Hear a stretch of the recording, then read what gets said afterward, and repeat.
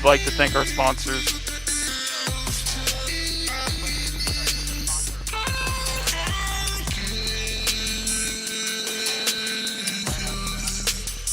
I forget like what's coming up next on the walkie-talkie, but right after that, I'll say the announcement is COVID testing, food pantry, voter registration, and then right after that, we're gonna have our Terry labeled on number 2.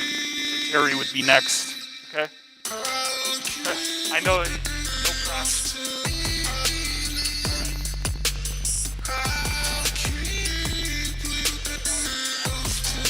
That just fade that out when we're about to communicate to you via walkie-talkie when we're about to have the prayer. Okay. All right. Oh, here he is.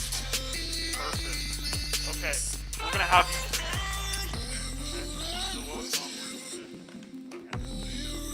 What were you asking, Stephen?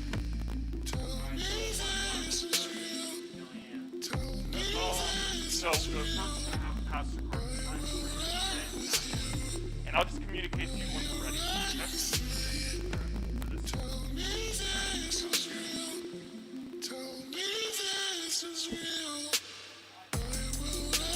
So, I like right. Yeah, I'm gonna have this. Yeah, Test 1 2. Test 1 2. So I'm supposed to just say welcome and pray, right?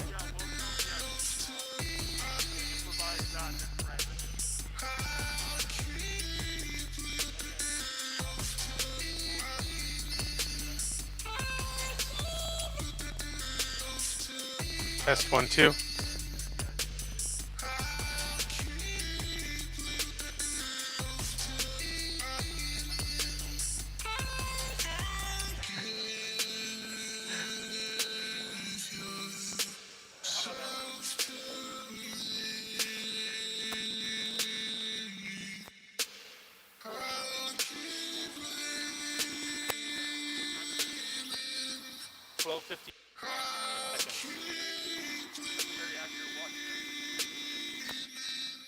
Shelly, we're starting soon.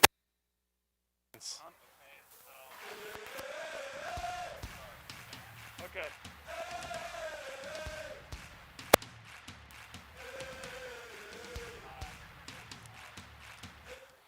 Wait.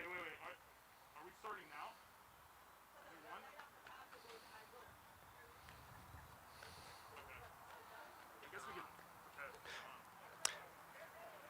Hey, good afternoon, and welcome to Let's Move Day 2020. We're so glad that you've joined us. I want to just say welcome to all of you who are watching online. Welcome to those of you who are going to come in person and get some of the services we have for food and for COVID testing. And we're just so glad for everybody who's participating for the 7th year in a row with Let's Move Day. My name is Joseph, and I'm the pastor here at the Auburn Seventh-day Adventist Church. And I just want to open us up with having a prayer together. Let's pray. Lord God, Father in heaven, we thank you so much for the blessing of being able to come together to celebrate health, to celebrate this time of just connection and fun. And I pray that you bless this day, bless these services, bless the ones that come. We ask this in the name of Jesus Christ. Amen. Oh, say, can you see by the dawn's early light what so proudly we hailed at the twilight's last gleaming, whose broad stripes and bright stars through the perilous fight o'er the ramparts we watched were so gallantly streaming, and the rocket's red glare, the bombs bursting in air, gave proof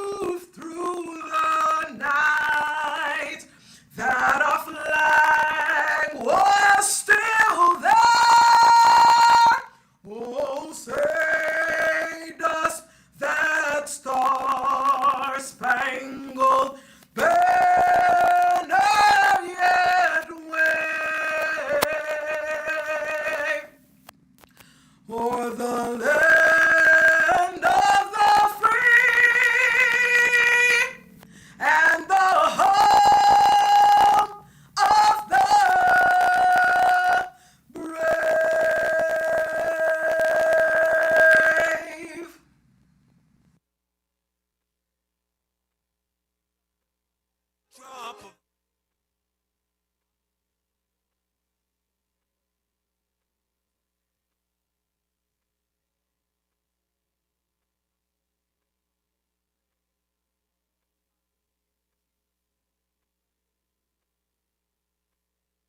right. Hello, my C for this. Welcome.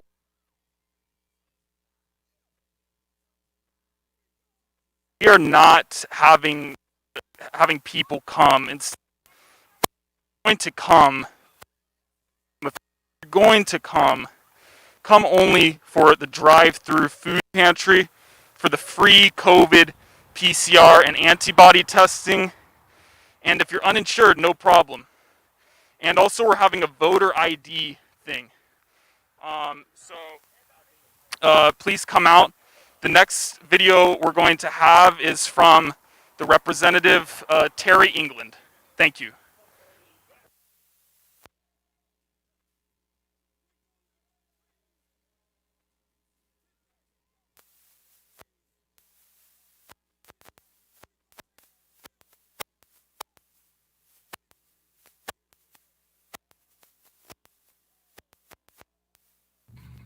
Hey everybody, this is Steve.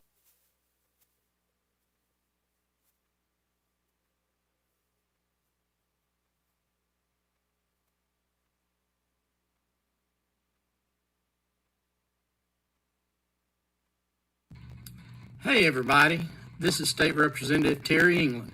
Good to be with y'all today, and welcome to the 6th annual Let's Move Auburn event. Thank you for joining us online. But this pandemic, and you can see my COVID do here, this pandemic has impacted us all in many ways. But it's important to focus on health, families, togetherness, and fitness. Together, we will get through all of this. I would like to personally thank the Auburn Seventh-day Adventist Church and Shelly Ann and her team for putting all of these events together and for what they have done continuously in our community over the years. Again, thank you for participating and enjoy the program.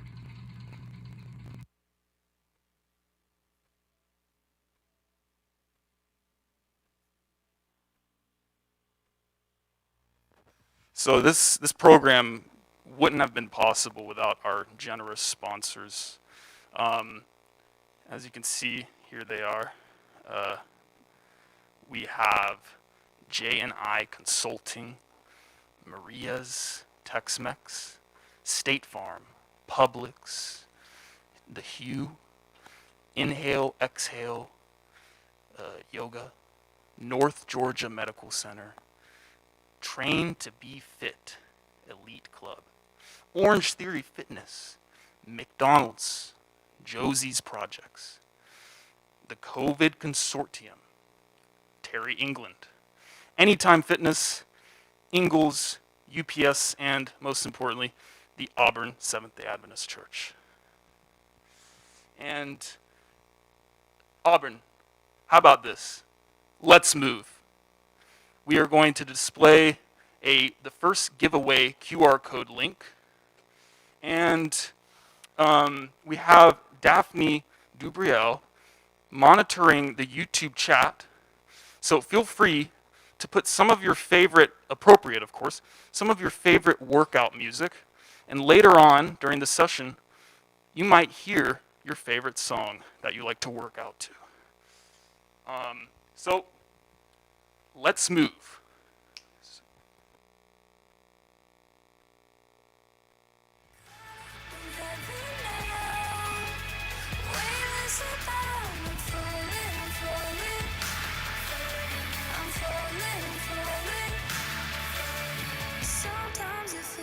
Too good to be real, your love reverse my failure. Now I let go, just you know you hold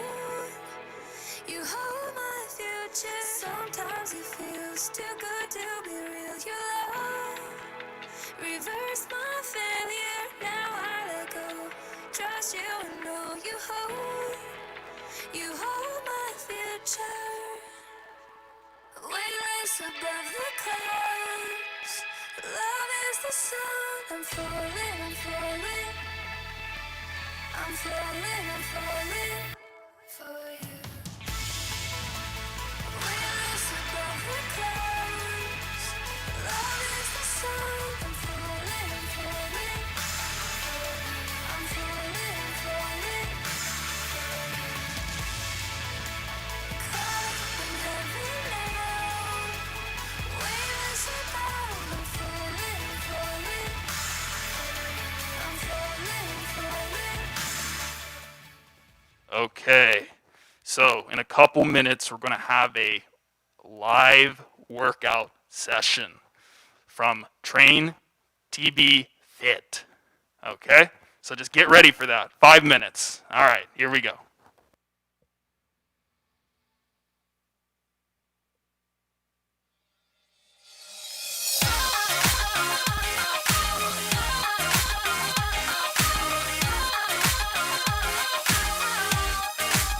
You were walking on the moon, and now you're feeling low. Oh, oh. What they said wasn't true.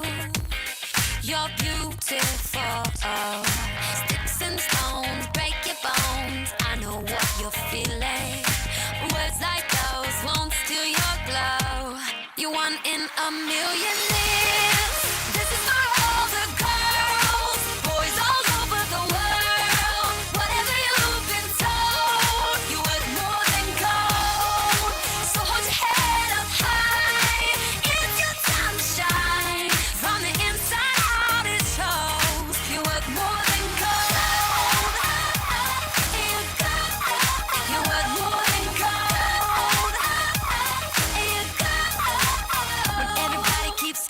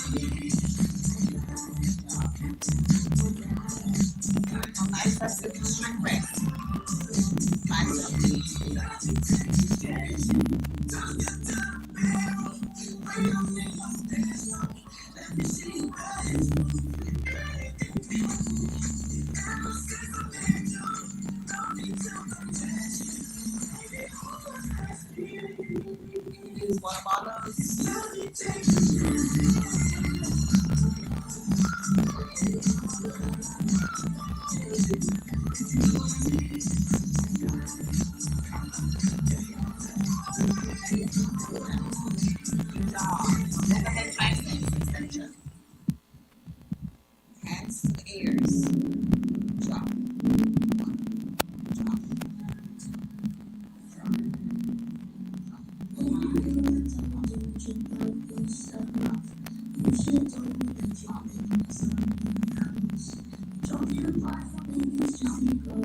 Okay.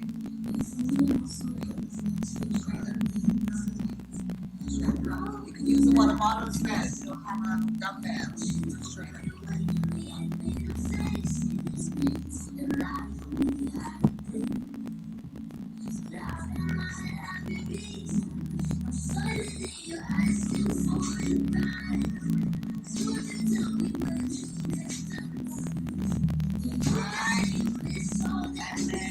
Last one. Drop over. Sit.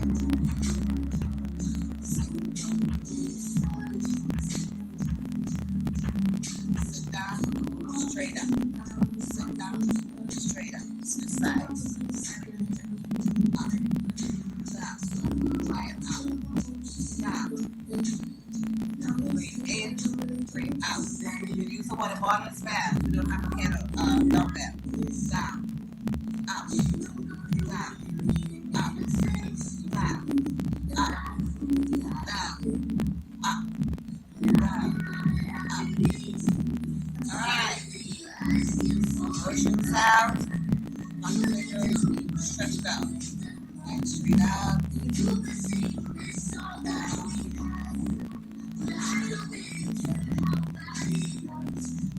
And that's your upper body exercise. Here's some lower body exercises using just mostly your body weight. Alright?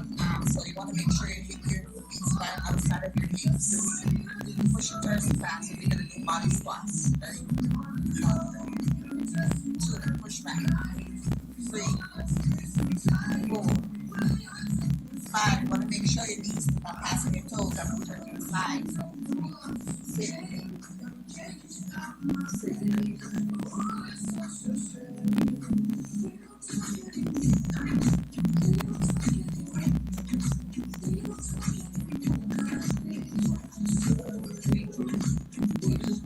Good job. So that's this one. If you don't have one of these, you can get them. Use them to move furniture and things like that. Paper plates. Alright, so you're gonna lunge back and then you're gonna pull it. 1, 2, reach, up, reach, up, reach, up. Like I said, you can use a paper plate with your hands. Have one of those. Reach, up,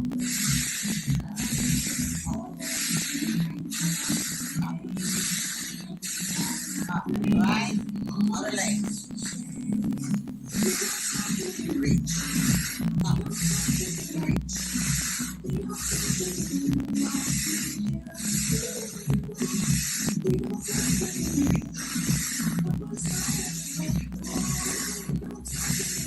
Good job. All right, now we're gonna move on to lateral, side lateral raise into a curl seat. 1, 9, 1, 9, 1. If you're not comfortable lifting your leg up, you can just go from side to side.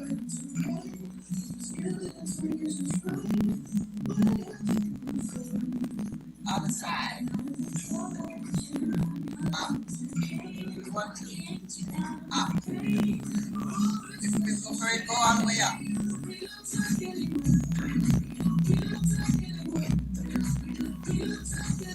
All right, baby. All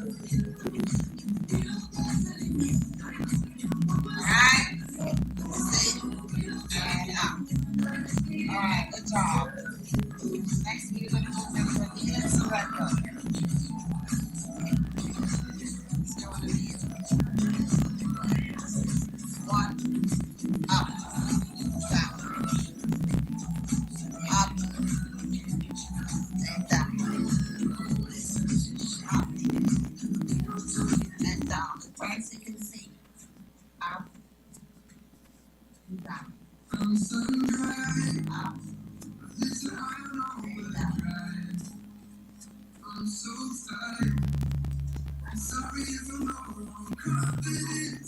Down. All right, and the skitters. Up here. Over there. Nice. Go up. Up. Up. Up. Up. As you get comfortable, you go lower.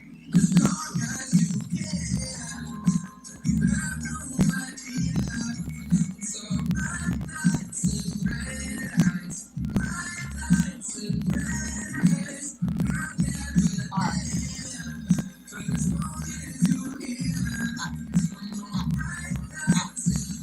All right, good job. That's your lower body exercises. Hope you enjoy. Thank you.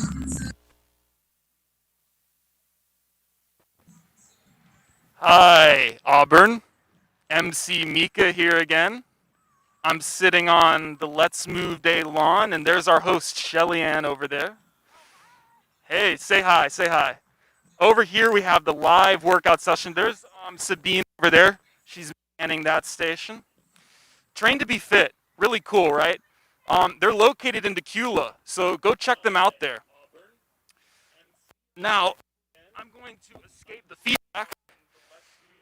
And just a few reminders. Please do not come out unless you want to get free COVID testing, food pantry, or need help with voter registration. Voting is a very important part of democracy. We're going to play you some tunes here. We're going to play some music, most importantly. And remember, chat in your favorite types of songs and stuff to work out to. Make sure it's appropriate. We're going to be monitoring that. Yeah, so we're going to cut to music, and we'll see you back in a bit with a few frontline stories. All right, Stephen, thank you.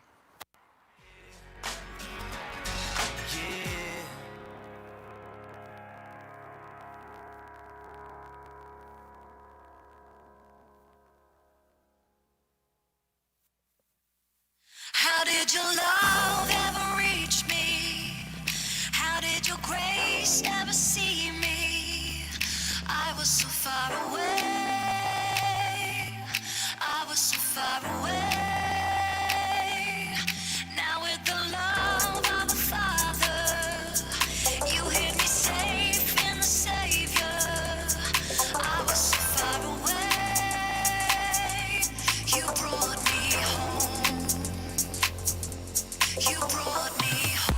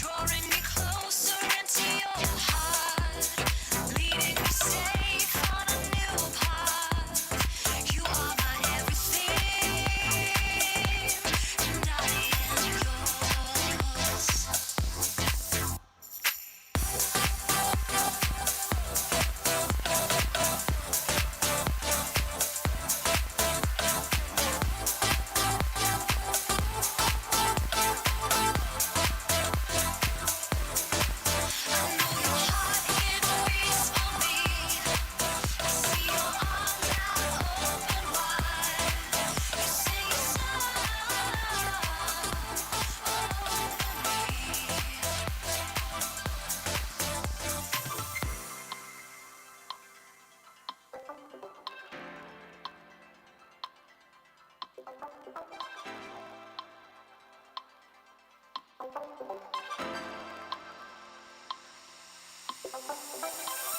love is life to me.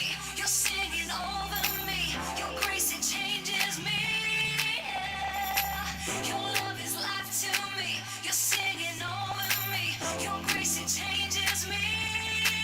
And now my heart, it beats for you. I throw my arms out open wide. I sing my song back to you. And now my heart, it beats for you. I throw my arms out open wide. I sing my song back to you.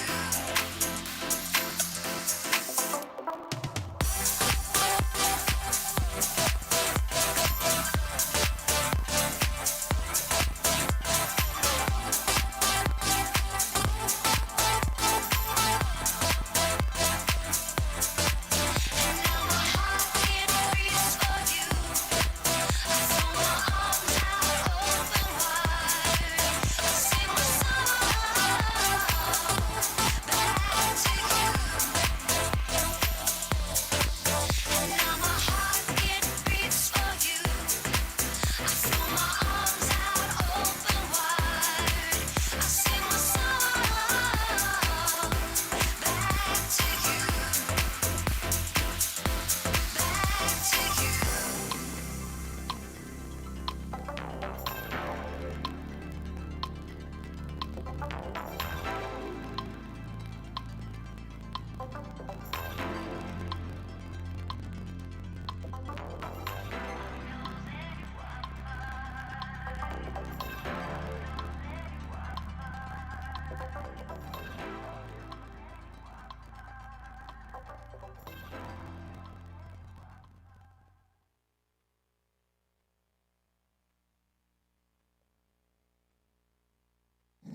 Hi, my name is Gino. I'm a registered nurse.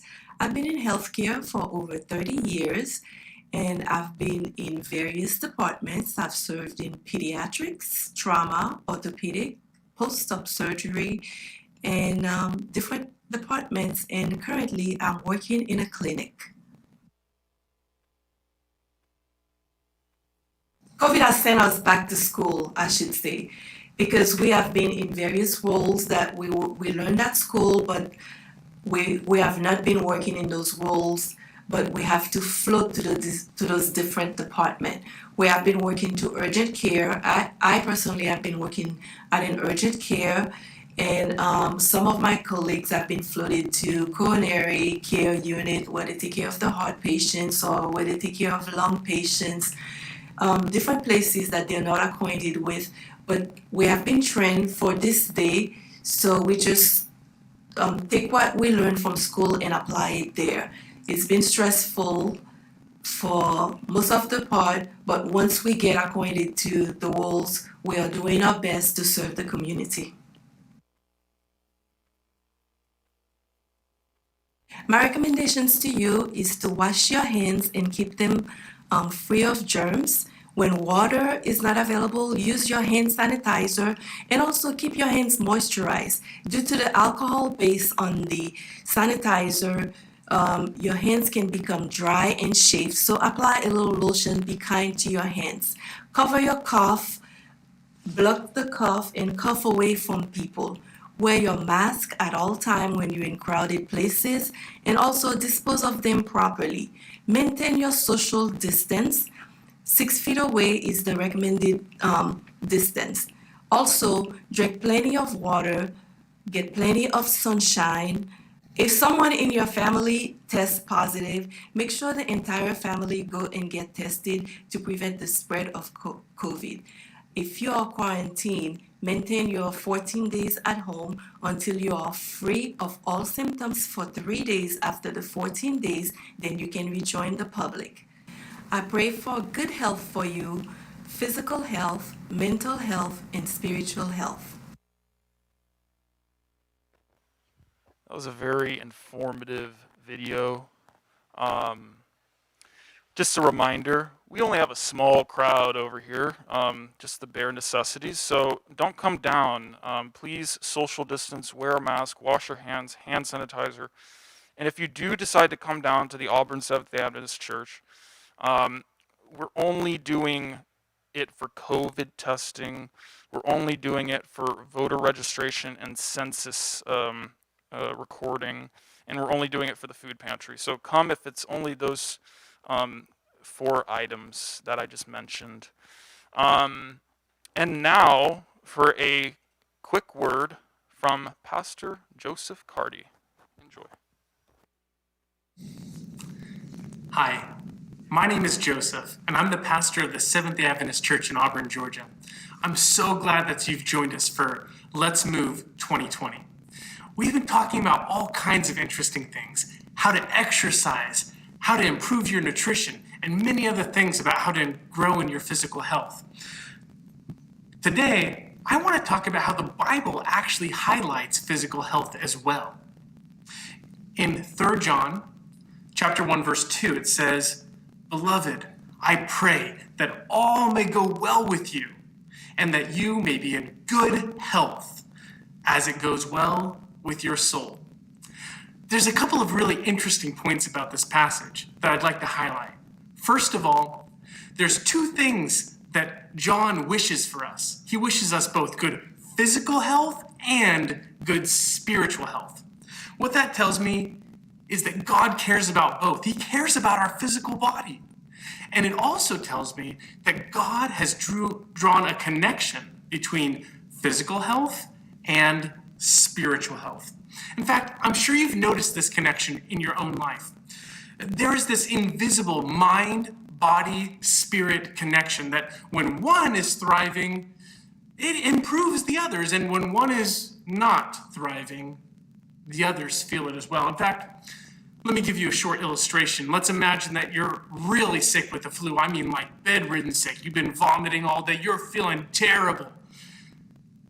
That's not the kind of moment where you really want to study your math classes, right? You're not interested in using your mind. Your mind is feeling the negative impact of what's actually happening in the body. It's also true that it's not the point in time where you really want to pray a lot or be spiritual. Well, the only prayer you really would want to say at that time is, "Lord, please help me feel better." But it's not the time where you're really growing spiritually. And so we've noticed that there's this invisible connection between the body and the spirit, the physical and the spiritual health. The Bible draws this point home further. In fact, the Apostle Paul in 1 Corinthians says, "Or do you not know that your body is the temple of the Holy Spirit within you, whom you have from God, and you are not your own, for you were bought with a price. So glorify God in your body." There's a couple of important points I think we should notice in the passage. The first one that really should catch our attention is that God says your body is not yours. Wow, according to God, He purchased us and we belong to Him. He says that our body is only ours on loan. Well, that means we ought to be very careful and thoughtful about how we use our physical body. You want to be careful with the things that you loan, right? I mean, let me give you an example. What if I went over to my neighbor's house and I said, "Hey, my car broke down. I can't find a jack to lift up my car. Can I borrow your car jack?" And he says, "Sure, no problem." But as I go over there, I don't really know how to use the car jack, and I'm kind of too embarrassed to ask, so I just start jumping on it, and it breaks. Well, at that moment, I have a couple of options. Oh, it's on loan. And I just broke my neighbor's jack. Do I hide it and lie? Do I wait for him to ask me if I'm still using it and say, "Oh, I'm still using it," or what do I do? You know, God says that He's given us our bodies on loan. That means we ought to be very thoughtful to consider, how does God think about the way that I'm treating my physical body if it's not just mine? The second point that we should really draw out from this passage is the idea that the Bible teaches that our body is the temple of God. According to the passage, God says that He actually dwells in our physical body. Well, Of course, God is omnipresent, and we shouldn't make too much of this, but according to the passage, God tells us to care for our body because he wants to indwell in our physical body. In other words, he's asking us to treat our bodies as though they are holy because they belong to the place where he lives. There's another passage also written by Paul, just a few chapters down from the passage I just read previously. It's in 1 Corinthians chapter 10, verse 31. And it says, "So whether you eat or drink or whatever you do, do it to the glory of God." According to Paul, God cares about how I eat. God cares about how I drink, and that's why we're filming things like cooking classes and recipes, right? Because God cares. God cares about whether we exercise and how we treat our physical body. In fact, the Bible teaches that there is actually literally a direct physiological connection between the physical body and the spiritual self. Let me try to just explain this in very simple words. When you pray to God, what are you using to communicate with God? You're using your mind, right? And so there's an actual organ in the body Auburn. that you are using to communicate Take a with look God. Well, we know from science that there's things that we can do in life that actually negatively impact that organ. Many different things, but let's just take some of the more dramatic ones, for example, tobacco and alcohol. For example, we know for a fact that alcohol impairs the mind. And there's many statistics and evidences to show this. For example, that's one reason why they tell you not to drink and drive, right? Because it impairs your judgment. You can't tell depth perception. You don't know how far away that car is. And furthermore, it actually impairs your ability to make good judgments. People don't make as good of decisions while they're impaired with alcohol as they do whenever they're not impaired with alcohol. And what that tells you is something is happening to the mind. They just messed up a portion of the frontal lobe of their mind. And so if that's the part of the body that we use to talk to God, and we are impairing that part of the body, we're literally hurting the organ that we use to communicate with God. We're negatively impacting our spiritual life. But it's much broader than that. That's just an example of how the body is connected to the spirit. And what we do in the body affects our connection with Jesus. You know, Jesus does care about our physical life. Many people have falsely taught the idea that it doesn't matter what you do with this physical life, all that matters is eternal life. But that's not the teaching of Jesus. In fact, in John chapter 10, verse 10, Jesus says this very well-known passage. The thief comes only to steal and kill and destroy, but I have come that you may have life and have it more abundantly. You see, Jesus wants us to have life abundant. And he's not just talking about eternal life in heaven. He's talking about on this earth. He wants us to have an abundant, enjoyable life. But based on what we've learned so far, Jesus wants us to thrive. But one of the ways that impacts whether we thrive in this life is the choices we make. And some of those choices are physical, and those physical choices impact our spiritual existence. And so today, I just want to challenge you to take time to think about it. God cares about what you do with your body. Make choices that will be a blessing for your physical body and your spiritual health. Thanks so much for tuning in.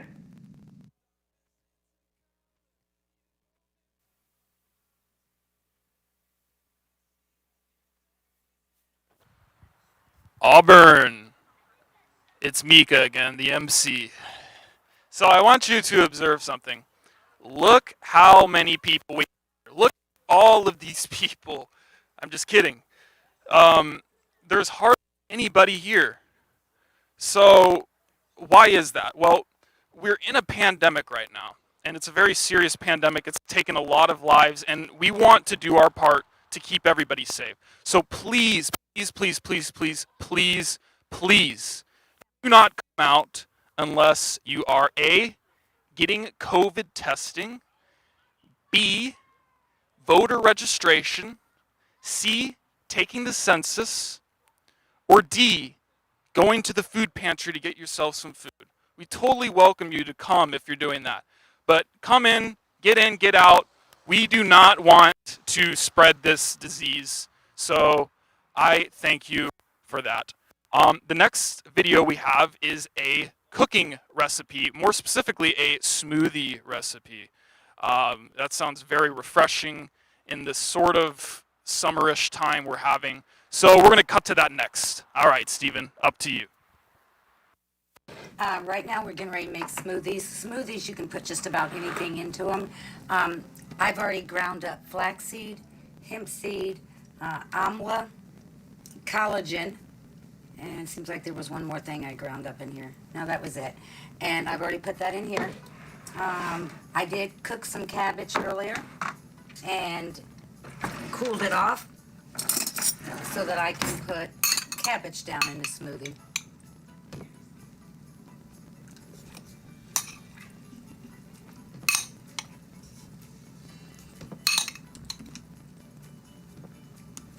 Let me add just a little bit of water.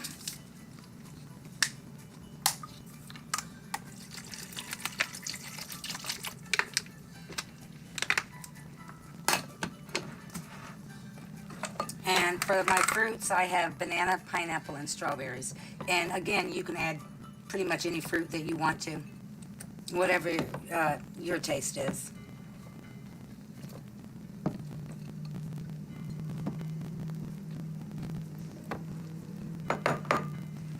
These are very simple. And then you just put the top on.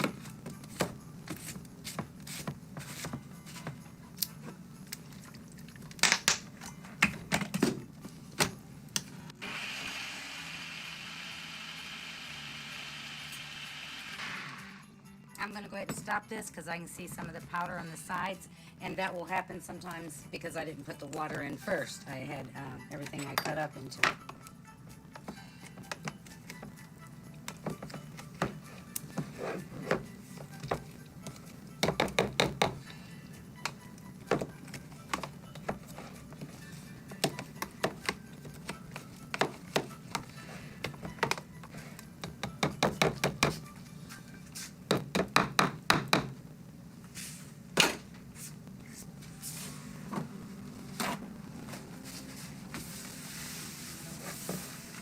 Just a little bit more water since we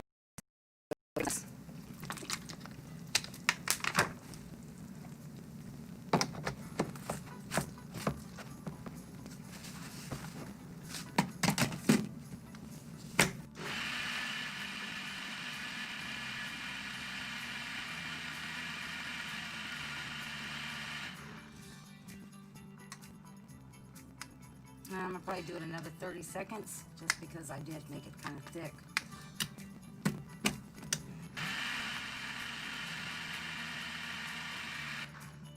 Okay, and that's it. A lot of times when people make smoothies, they use the banana as the base just because it makes everything a little thicker and a little creamy. Because I put the flaxseed in it, that made it really thick. Without the flaxseed, it wouldn't have been quite that thick, but flaxseed is healthy, so I use it. Like I said, a lot of people use whatever they want. You can use the colors of the rainbow, meaning your bell peppers, your orange, yellow, green, red, whatever you want to put in your smoothie, you can put in there. And there was another ingredient that I had mixed up in there. I had moringa mixed up in there as well. So that's it.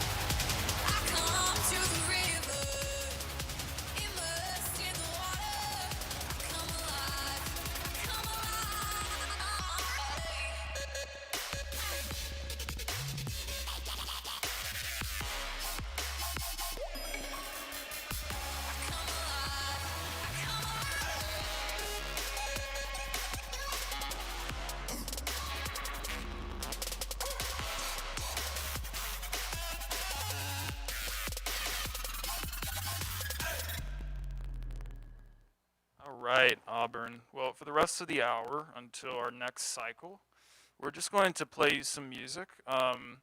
It'll probably be about 15 minutes before we restart the hour again with more fresh content. I just want to remind you, please, please, please, do not come down unless A, you're getting COVID testing, B, you're getting food pantry stuff, C, you are getting voter registration ID stuff taken care of, or D, you are taking the census. Um, yes, another thing is Daphne is managing the chat. So please, if you have any song requests, type them in the chat, and you might get to hear it in later on during Let's Move Day when we create our new playlist. Also, we'll be posting the playlist, so you can always download it. And hey, you can have a little souvenir for Let's Move Day. So that's a lot of exciting stuff. We got a lot of exciting stuff. If you want to tune in right at 2 o'clock for a fresh new cycle with workout videos, cooking recipes. The pastor's going to talk. Lots of exciting stuff to come, so please tune back in at 2 o'clock. Until then, enjoy some music, and let's move. Get out there. Move. Let's go. Immersed in the water, I come alive. I come alive. I come to the river. I come to the river. Immersed in the water, I come alive. I come alive.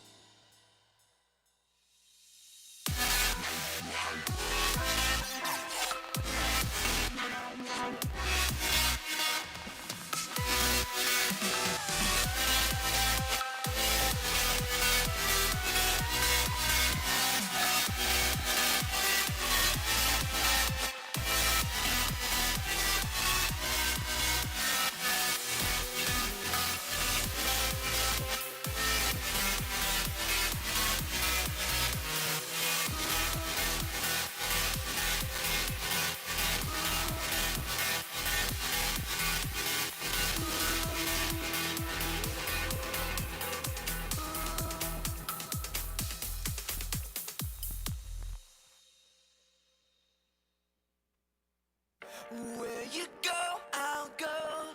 Where you stay, I'll stay. When you move, I'll move. I will follow.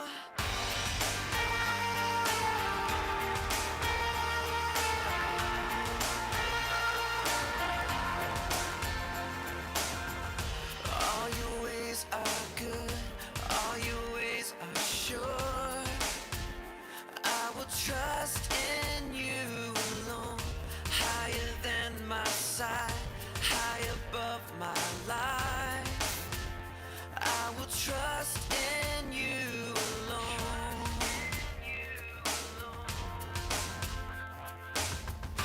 Where you go, I'll go. Where you stay, I'll stay. When you move, I'll move. I will follow you. Who you love, I'll love. How you serve, I'll serve. This life I lose, I will follow you. Yeah, I will follow you. Yeah.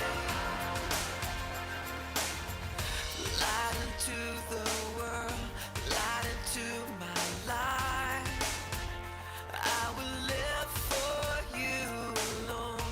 You're the one I seek, knowing I will find all I need in you alone. In you alone. All right, it's MC Mika back here. Just the usual announcements I want to give is please, we only have volunteers on deck right now, so if you're going to come out, it should only be for the following reasons. A, you want to get COVID testing. Understood. Horrible disease. B, you need food. We got a food pantry for you, so definitely come down if you need food. C, if you want to vote and you need help with voter registration, we got you. D, if what is D? D is the census. Yeah. So if you bring your census envelope, and we will help you with that. So those are really the only reasons why you should come. We're not going to be doing any activities like last year, like the huge water balloon fight. This disease is very serious, and we want to do our part to prevent the spread. What we have on the screen, right, as you see, is a QR code for the 3 o'clock giveaway. So scan that QR code, and you might win. Yeah. So the next thing we have is coming up in around 2:05. We're going to have an Orange Theory Fitness video. So yeah, Orange Theory Fitness. They're located in Hamilton Mill. So yeah. So just a brief little pause, and we'll begin that video shortly. All right. I will follow you. I will follow you. I will follow you. I will follow you.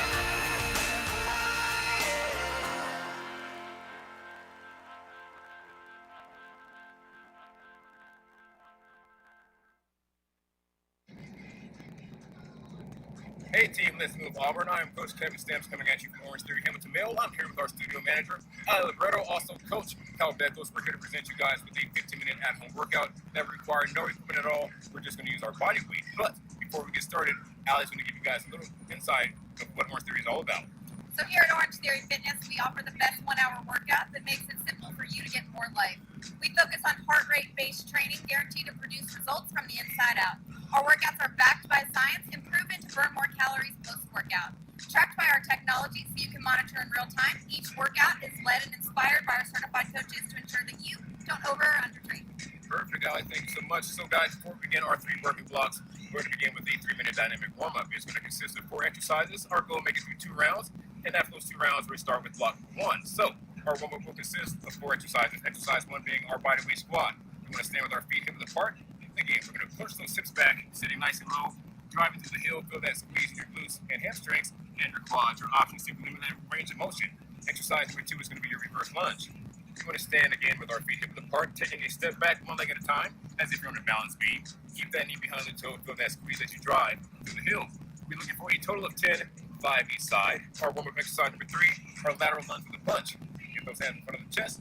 We're going to take a step out to the left, punching with that right arm.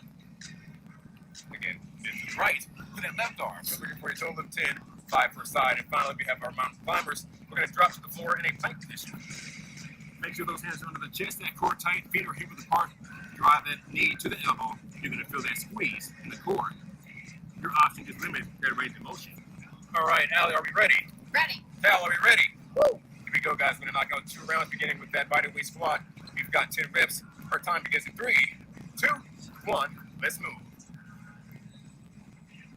Again, reminder, keep that knee behind the toe. You're going to drive up through the hill. Feel that squeeze in those legs. Cal, I'll let you keep count for us. 5. Okay, we're not out loud. We got this. We've got 3 more. And 1. Nice work, team. We've got that reverse lunge. Again, keep those feet hip width apart. That core tight. Take that step back. We're looking for 5 each side. You want that knee close to the ground, but not touching it.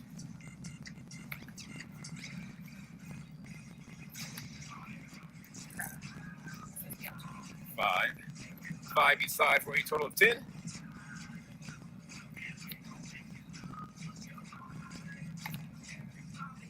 We've got 2 more. Nice work, everybody. 4th exercise will be that mountain climber. It's time to drop to the floor in that plank position. Make sure those hands are under the chest. We get a total of 10, 5 per side.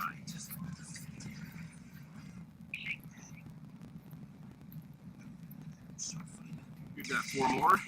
At least me and Cal do. Nice work. 90 seconds in. We've got 90 seconds left. Round number 2. That body weight squat. We've got 10. Let's move.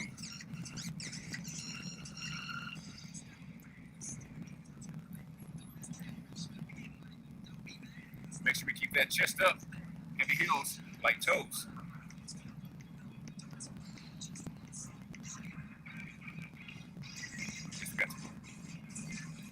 So.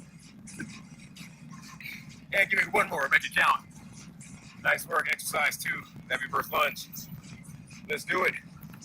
Alternating 5 per side.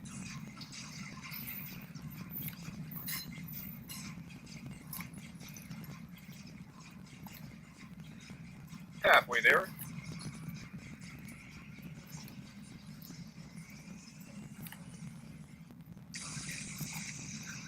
And 1 more.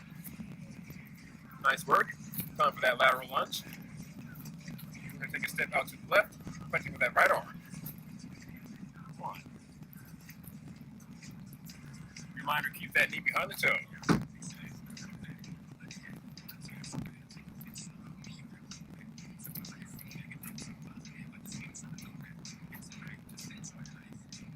Halfway there, guys. We've got 5 more. Now just 4.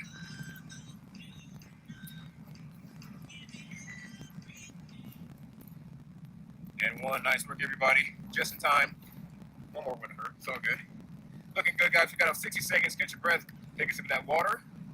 Allie's going to give you a quick insight to some of the specials we got going on this month.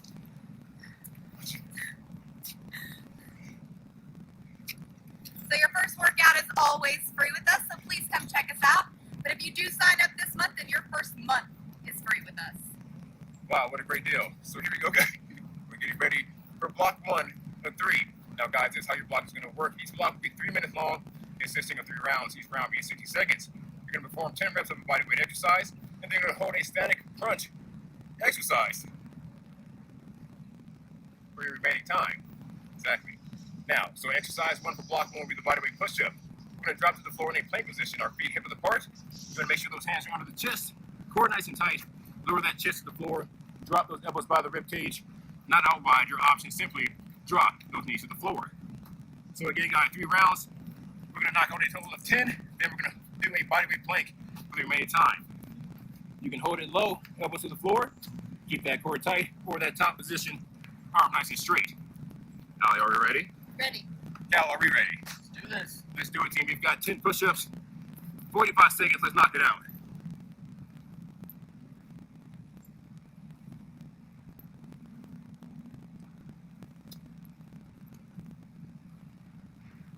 Three more.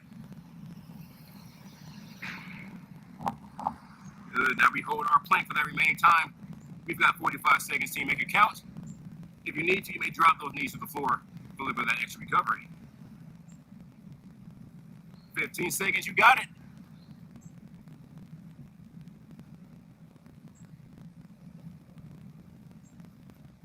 Awesome job, everybody. You've earned yourself 15 seconds of recovery. Take a sip of water. We're 1 round down, 2 more to go. How do we feel? Great. Like I made you talk right after that warm-up, huh? Yeah, felt good. How you doing, pal? Good. Good. You guys ready for round number 2? 60 seconds. We've got 10 push-ups. Then we're gonna hold that plank for the remaining time. Let's do it in 3, 2, 1.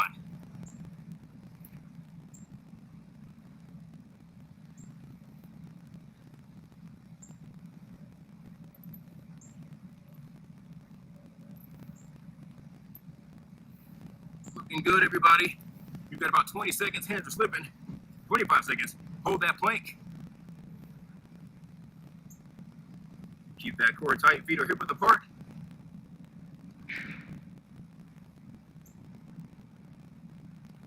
Not so easy, huh?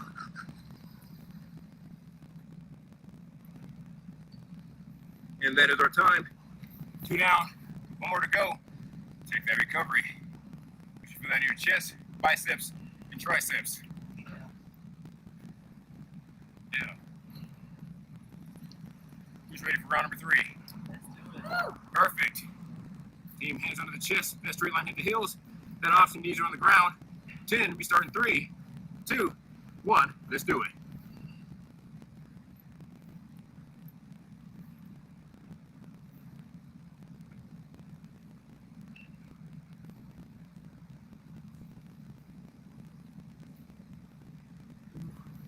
Nice work.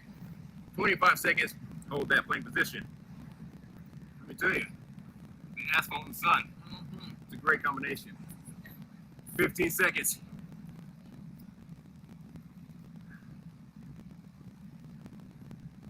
Hold it. And that is our time. Just like that. Lots 1, working on that upper body. We've got 60 seconds of that recovery. Take a sip of your water.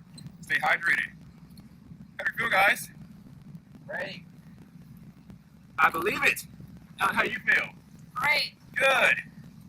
Guys, while you enjoy that recovery, our second block, we just like the first. 10 reps of an exercise. Then we're going to have a static hold for the remaining time. 3 rounds, 60 seconds apiece. Exercise 2, your power sit-up. We're going to take a seat on our mat or towel. Power sit-up with rotation. Doing our hands behind the head, core nice and tight. Use those abdominals to pull that elbow up, powering up to the opposite knee. We're looking for a total of 10, 5 each side. Once you do that, we're going to perform our static heel touch. Knees up, heels down. Again, elevate your chest and shoulders, reaching for your heels 1 at a time. Feel that squeeze in those obliques. Again, we're going to knock out 3 rounds, each round being 60 seconds.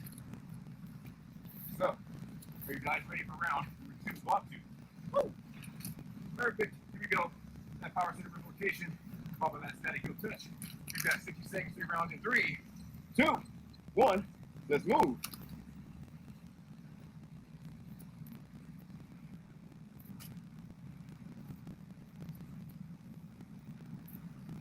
We're halfway there. You keep moving. If you need an option, keep both feet on the floor and give me that static or crunch. Nice work. 25 seconds. That alternate heel touch. Keep those shoulders and chest elevated. Reaching for those heels. Feel that squeeze on those obliques and core.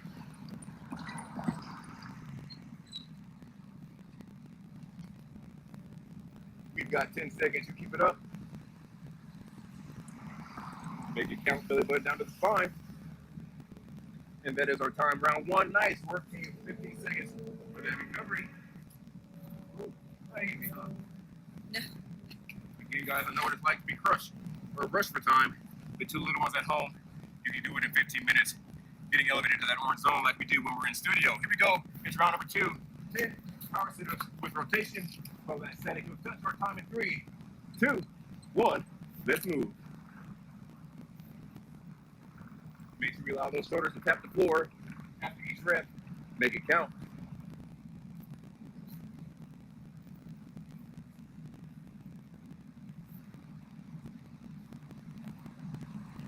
2 more for me. Looking good, team.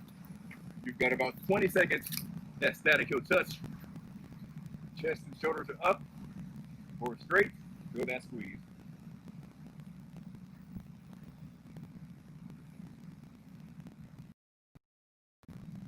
About 5 seconds to keep it moving. And that is your time on round number 2. 2 down. You've got 1 more to go. If you need a stretch, so you turn over. Hands up.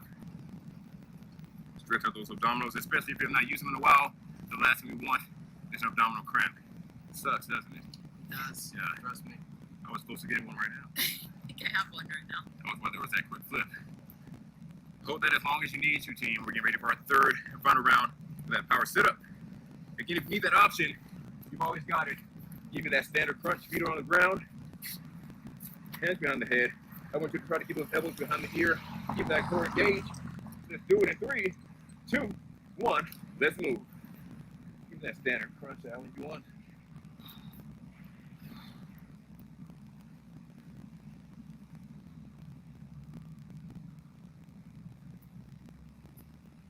Two more. Elbows behind the ear. Very nice, team. We got that heel touch of 20 seconds. There's nothing wrong with an option. It's there for a reason. We'll work our way up.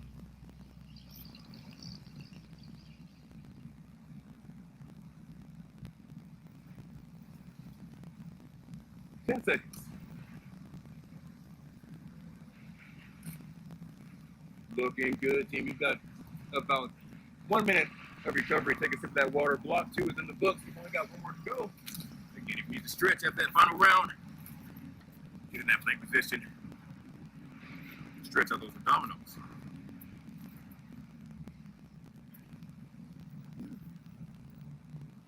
Looking good, everybody. We're making our way from the top to the bottom. Our 3rd and final block. We'll be working on those legs.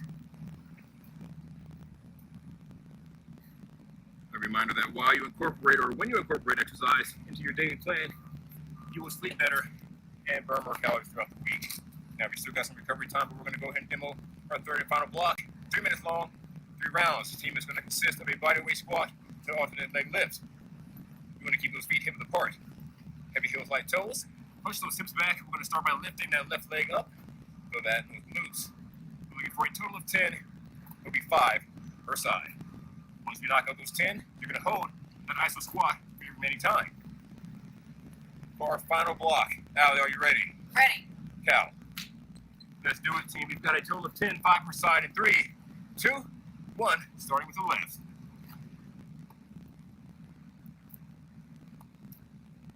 Drive up through the hill. If you count.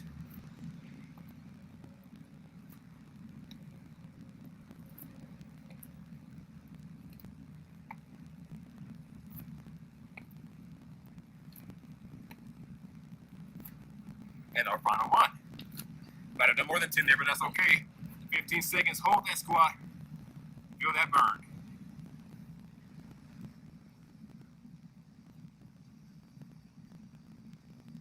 And that is our time on round 1. Excellent job, everybody.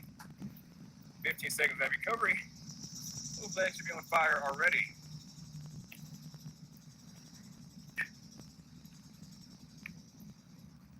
And here we go, it is time. Get through it. We've got round number 2, starting with that left side. 10 squats off that leg lift. We start in 3, 2, 1. Pretend you're sitting down on that chair. Heavy heels, light toes.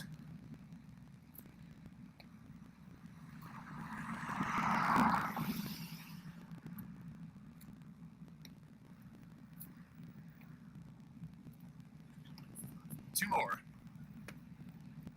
Nice work, team. It's time to hold that squat. About 15 seconds, make it count. Push those hips back. Keep that chest up. And that is our time on round 2. Nice work, everybody. You've come a long way. You've only got 1 more round left. Make it your best one. How are we feeling? I feel great. Good. Fired up. All right. He's ready too. Uh-huh. All right, guys, here we go for our third and final round. Make it your best one. 10 starting on that left side in 3, 2, 1. Let's do it.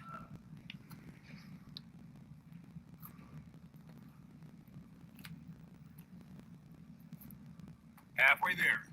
Nice and deep.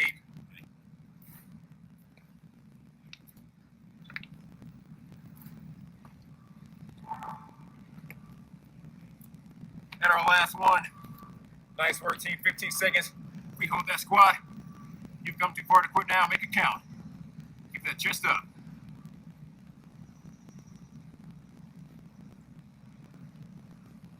And that is going to do it. Excellent job, everybody. Top to bottom. High fives. High fives. We're like family, so it's acceptable. That's social distancing. Team, we're going to do a quick cool down. Once you get that heart rate elevated, you want to bring it down, okay? So we're going to make it quick. Standing with those feet hip width apart. Place that right ear on your right shoulder.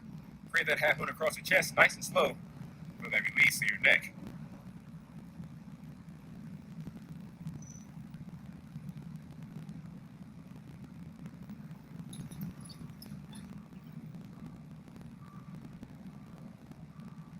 Just more. Nice work. Now I want to take our right arm up, take it across the body, pull above or below the elbow, feel that stretch in your shoulder. We thank you guys for joining us for this quick workout that you can do at home. We also want to invite you guys into the studio. We have an upcoming event, September 26th. It's going to be our dry try. Let's open those arms up wide, lift them across the body. You want to know what a dry try is? Well, let me tell you. It is our dry version of a triathlon. It consists of a 2,000-meter row, 300 reps on the floor, and a 5K on that treadmill. It sounds difficult, but believe in yourself and you can knock it out. Excellent job. Our final 2 reach down. Grab that right foot, pull up your shoe for that stretch in your quad.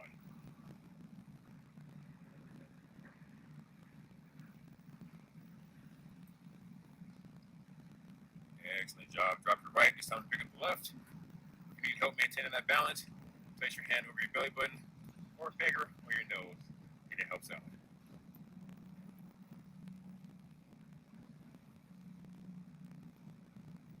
And that is our time today. I thank you all for joining us so much. Again, we invite you to the Orange Theory Hamilton Mill studio. All right. Well, I hope that Orange Theory Fitness video provided you with some interesting techniques and exercises to incorporate into your daily Let's Move Day, everyday practice. On the screen, you'll see that there's a QR code for the giveaway at 3 o'clock. Scan it, and you might be able to win. Who knows? Again, just the usual announcement. We're only having volunteers on deck today. So if you're going to come down, please do not come down unless A, you need to get COVID testing, B, you need food. In that case, we got a food pantry here. C, you need help with voter registration. So bring your ID. Or D, you need help filling out the census. Bring your census forms and we'll help you with that. Okay, so our next video we have queued up is a frontline story. And here we go.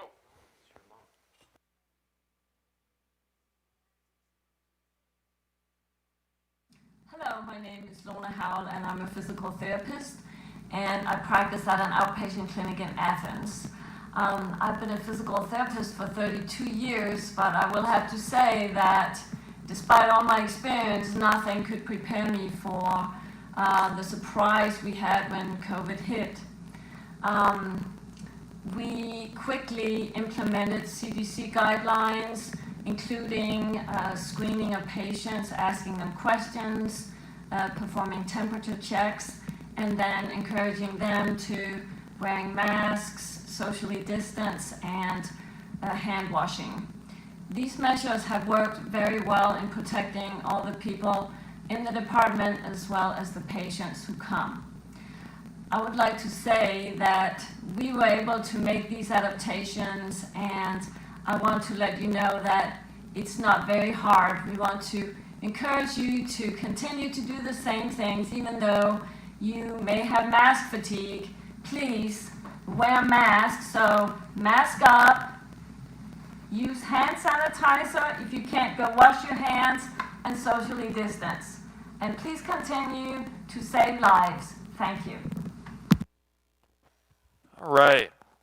Another good testimony about the front lines. This is a very adaptable time. And again, I would encourage you to adapt. I know it's great to come out to Let's Move Day and socialize, but we need to social distance and we need to stop the spread of this virus. So only come out here if A, you are getting tested for COVID, B, you need food, and therefore we have a food pantry, C, you need help with voter registration, so bring your voter ID, or D, you need help filling out a census, so bring your census envelope, and we'll help you with that. But other than that, please stay home and get out. Let's move. The next video we have is from the pastor, so enjoy. Hi, my name is Joseph, and I'm the pastor of the Seventh-day Adventist Church in Auburn.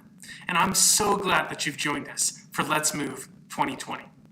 Even though we have to meet online, it's still an exciting thing to be meeting together to talk about our health.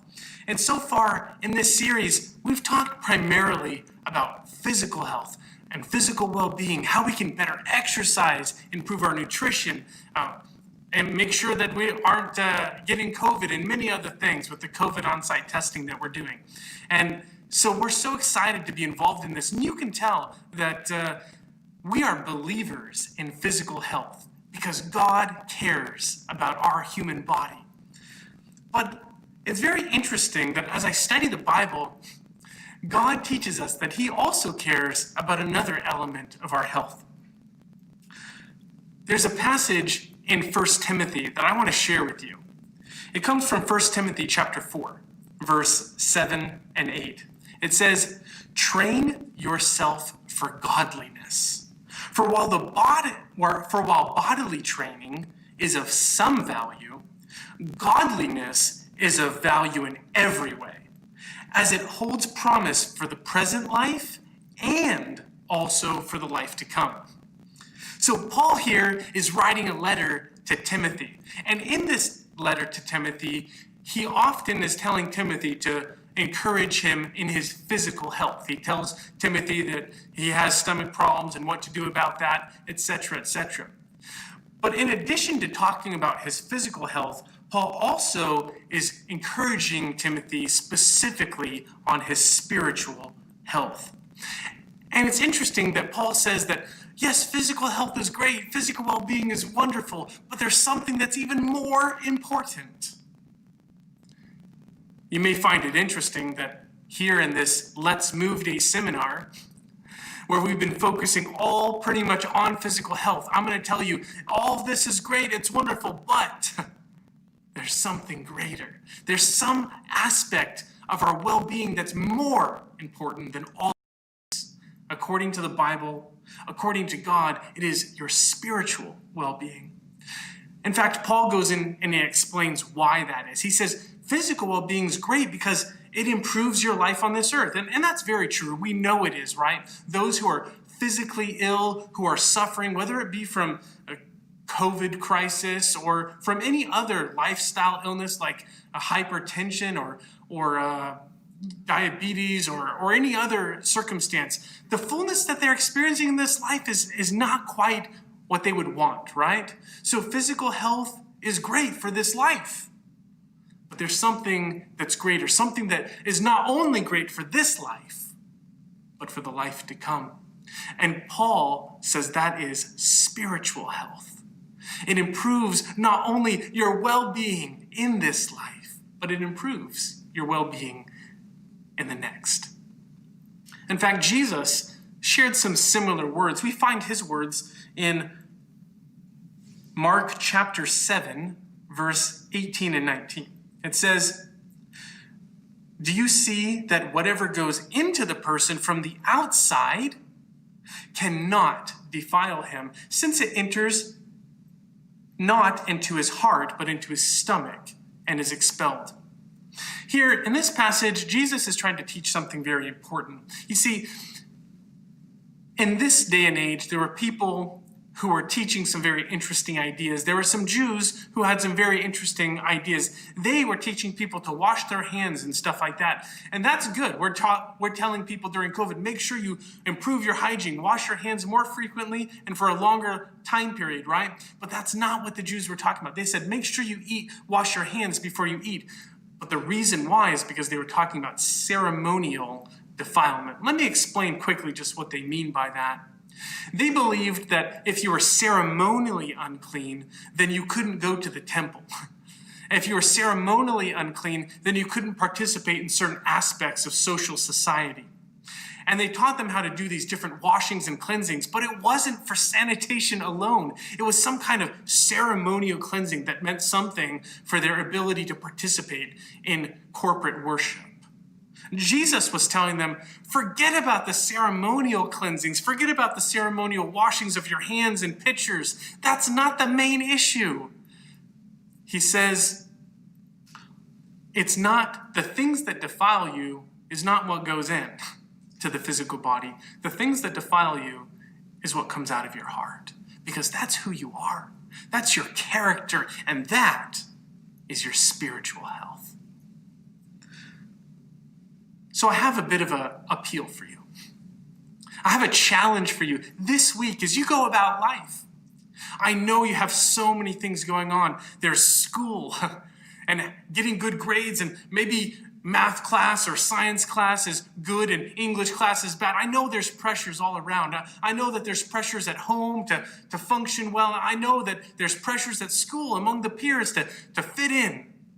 There's a lot of things going on in this life, but I want to remind you about that one thing that is more important than all the others: spiritual health. Because that one thing is not only going to make your life better in this earth, but in the next. I want to encourage you to make choices that will improve your spiritual health. Now, if you have no clue what I'm talking about, and maybe you're already part of a church and a congregation where you understand, okay, I can find ways of being connected spiritually, that's great. But if you have no clue what I'm talking about, you don't know that first step in seeking your spiritual health, I want to make an open invitation to you. As I mentioned, I'm the pastor of the Seventh-day Adventist Church in Auburn, and we'd like to welcome you to worship with us sometime. Seek, or to just find somebody in your life that you can seek and ask, hey, how do I make choices for my spiritual health? Thanks so much for tuning in.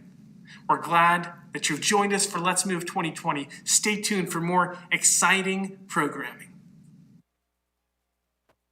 All right. Well, another beautiful message from the pastor.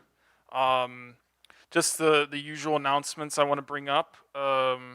We are only having volunteers on deck at Let's Move Day today, so thank you for tuning in live, and we hope that you just continue to stay at home, social distance, and practice all the proper sanitation guidelines. However, you can come down only if A, you are concerned about COVID, and if you've contracted it, we have free COVID testing. No insurance needed. No insurance needed. I should have said that many times before. And the second reason to come down is if you need food, we have a food pantry here. And the third reason, voter registration. So come down if you need to get signed up to vote. Voting is a very important part of democracy, and we are here to help you with that. And the last reason, if you are to come down, is to bring your census, and we'll help you fill out your census envelope that you received in the mail. So we're here to help, but other than that, please stay home and continue to move. Let's move. All right. Hi, my name is Dulce Villarreal, and this is my daughter Julia, and she's going to be my special helper today, and we are so excited to be a part of Let's Move Day 2020. And we have been asked to share a couple of healthy recipes with you guys, and we're so honored to be here. And I wanted to share a little bit about my background in hopes to inspire some of you guys to start your journey to a sustainable, healthy lifestyle. Food became important to me 17 years ago when I first became a mom, and I realized that I didn't really know too much about nutrition. I was under the umbrella of being a vegetarian. However, I was still not very healthy and I had gained a lot of weight. And I knew that I wanted to be healthy for my family and I wanted my kids to grow up being healthy as well. So my journey took about maybe 5 years to figure out, but I want to encourage you, it doesn't have to take that long, and you can make small changes every day or every week to get to your goal. I am currently getting a certificate through Cornell University on plant-based nutrition, and I've learned so much about the importance of diet and eating whole foods. And so I want to learn a little bit of what I've learned today with you. One of the things that really inspired me was to learn that eating meat spikes in the insulin levels in our bodies. And I didn't know that, and we usually blame carbohydrates for that. And so today we're going to be focusing on a whole food plant-based meal. And hopefully you guys can start integrating maybe one meatless meal a week or one meatless meal a day. And let's dive right into our recipe. So today our first recipe is hearty lentil kale potato soup. And what I really love about this recipe is that it's super easy to make, it's very nutritious, and it doesn't cost a lot of money. So under literally about $10, you can make a hearty meal for your family.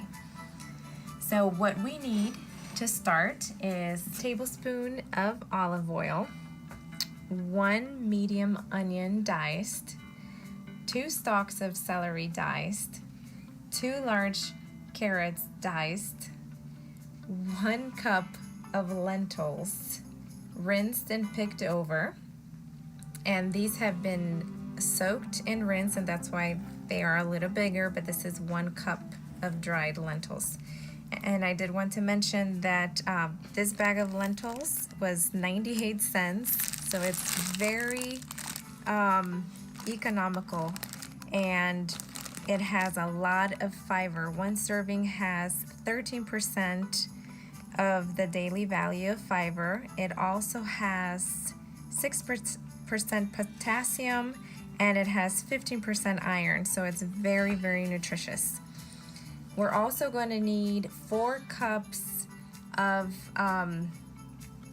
vegetable broth, and we're going to use 1 large potato, and we're going to use about half to 1 full pepper to add flavor. We're also going to use at the very end half a bunch of kale, or about 1 cup, and is that yummy? Julia loves to eat kale. And at the very end, we are going to garnish with cilantro.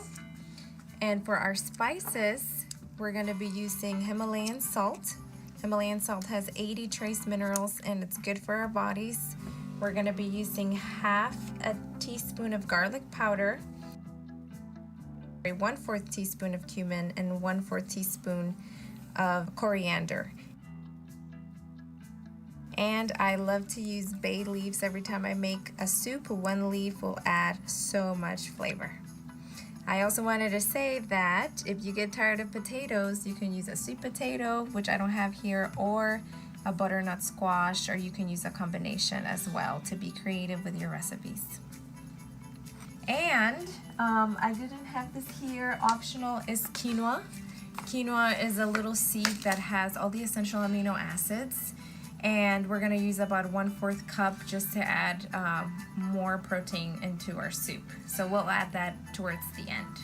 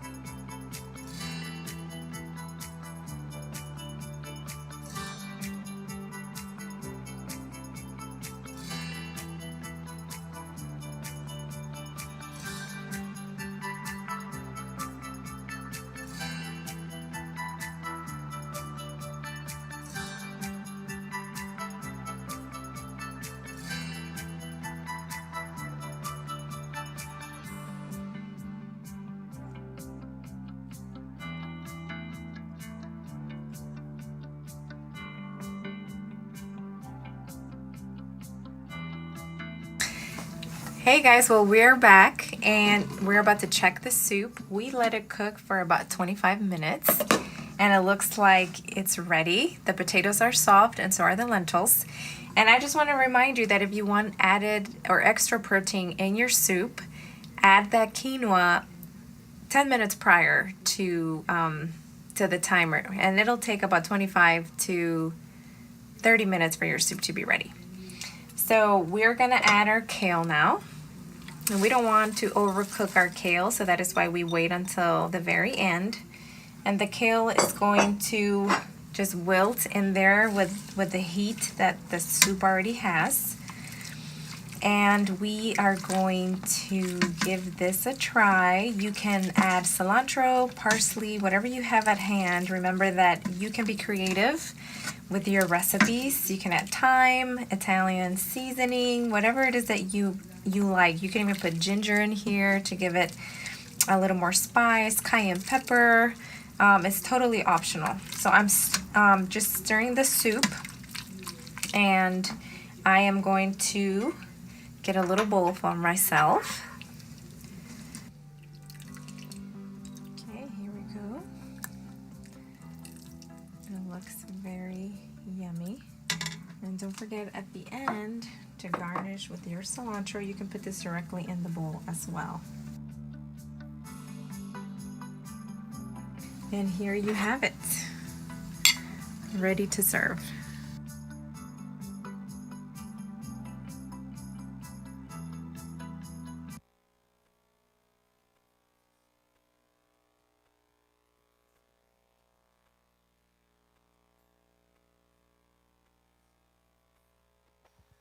All right. So that looked like a really delicious soup. It's making me very hungry, and well, just the usual reminders. We got free COVID testing, no insurance needed. We got a food pantry with food, lots of food. We have voter registration help. Bring your voter ID, bring your ID. We'll help you get registered to vote. We have survey census help. Survey census for the United States help. We can bring your envelope and we'll help you.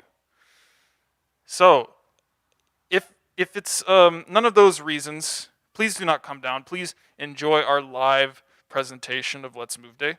But we're really trying to stop the spread of this virus by keeping our numbers small here to just volunteers and people coming down for the COVID testing, the food pantry, the voter registration, and the census, okay?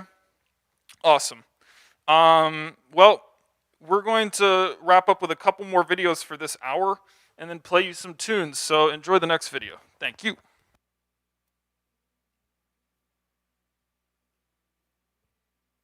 Welcome, Auburn, from Northeast Georgia Medical Center Barrow. I'm Chad Hatfield, Vice President of Regional Hospitals for Northeast Georgia Health System. And I'm here to congratulate you on Let's Move Day.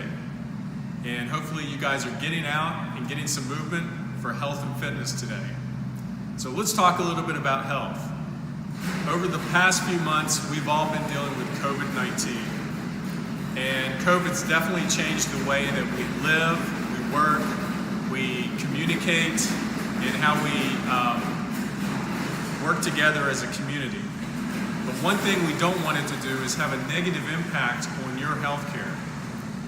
And so if you feel like you are in a medical emergency, you feel like you're having chest pain and need to see a medical professional or a healthcare professional or need to go to the emergency department, please don't hesitate. When COVID started in March, we started seeing emergencies drop. And we know that people are still having heart attacks and strokes, but they just chose not to come to the emergency department out of fear of contracting COVID-19. I'll tell you that we're doing everything we can to keep the hospital clean for our patients, to ensure that if you do come here, we can treat you effectively and efficiently, and you don't have to worry about contracting anything like COVID. And lastly, we want to thank the Auburn Church for all the contributions and support that you've given us over the past 6 months and over the past several years. From the teddy bears to the meals for our staff during COVID, the face mask, it has not gone unnoticed, and we appreciate you. Thank you very much.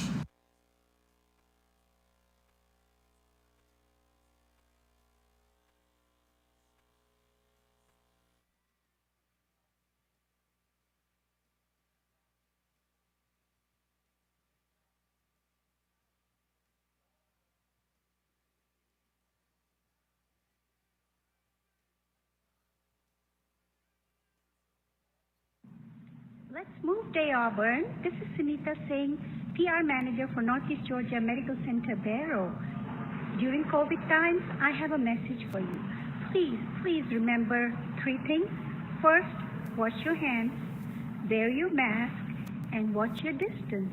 Thank you, and special thank you to the Auburn Seventh-day Adventist Church for all the help that you have extended to us. Thank you. Take care. Stay healthy. Bye.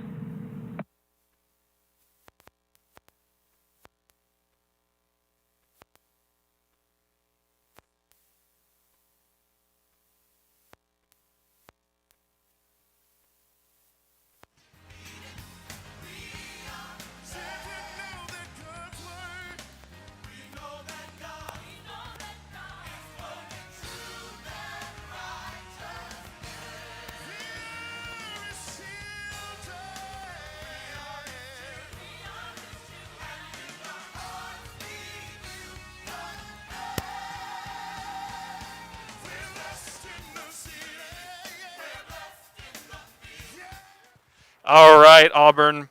I am back outside.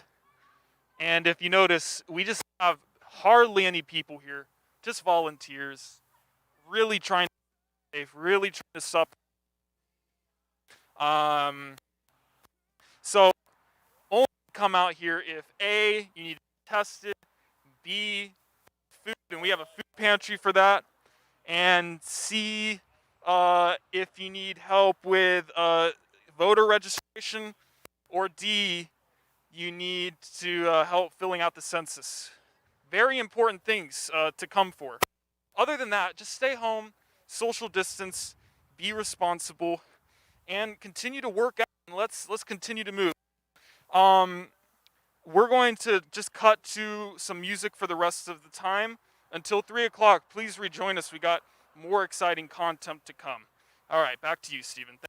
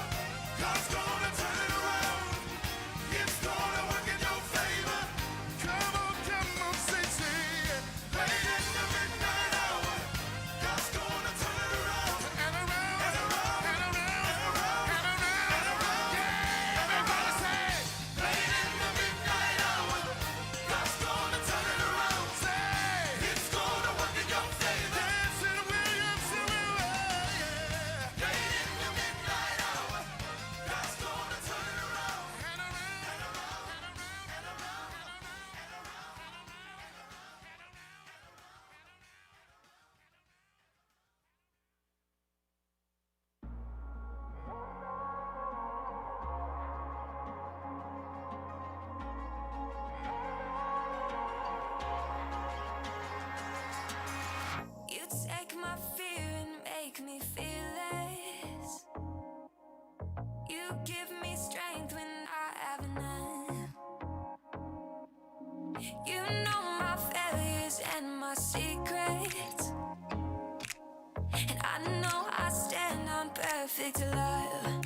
Oh, 'cause over and over again you show me I can't be shaken, I won't be taken out by the waves and the wind. I know, even in the middle of the night, even when my heart can't see the light, I could find a million reasons why it's true. Even when the oceans pull me out, I know that you're with me even now. You're the only love I found that's true. Nobody's gonna love me like you.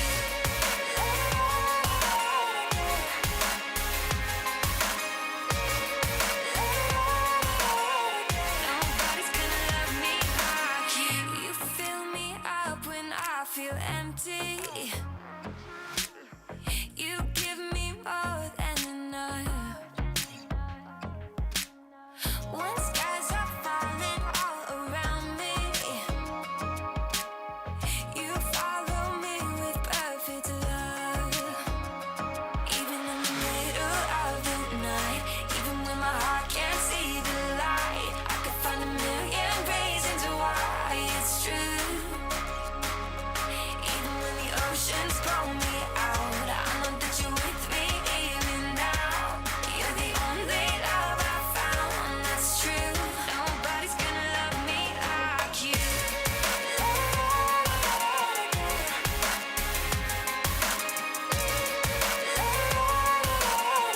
Nobody's gonna love me like you. I was in a rut, I had given up, it was in my blood. I would trade it off for shame when you give me love. I took your words and made a riddle with that, then I cried a river and you went and built a bridge over that. Rainstorms, rainbow, you brought the Skittles to that. You gave me love when I had Nobody's nothing, gonna as love simple me as that. like you.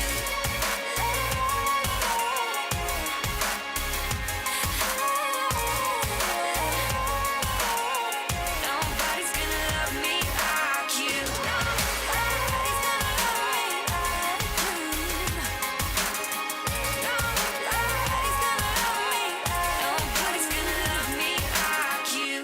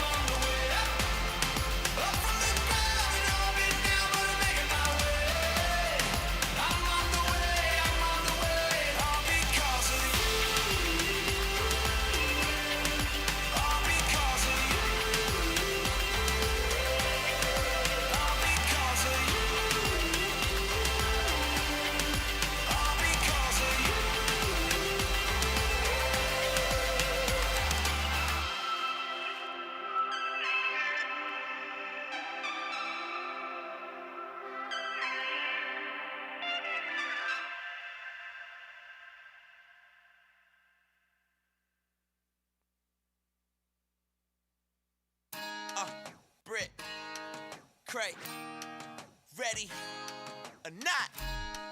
Yeah. Let's go. I tried to cover my shine. I've tried staying in the lines. I don't wanna hide. No, not tonight.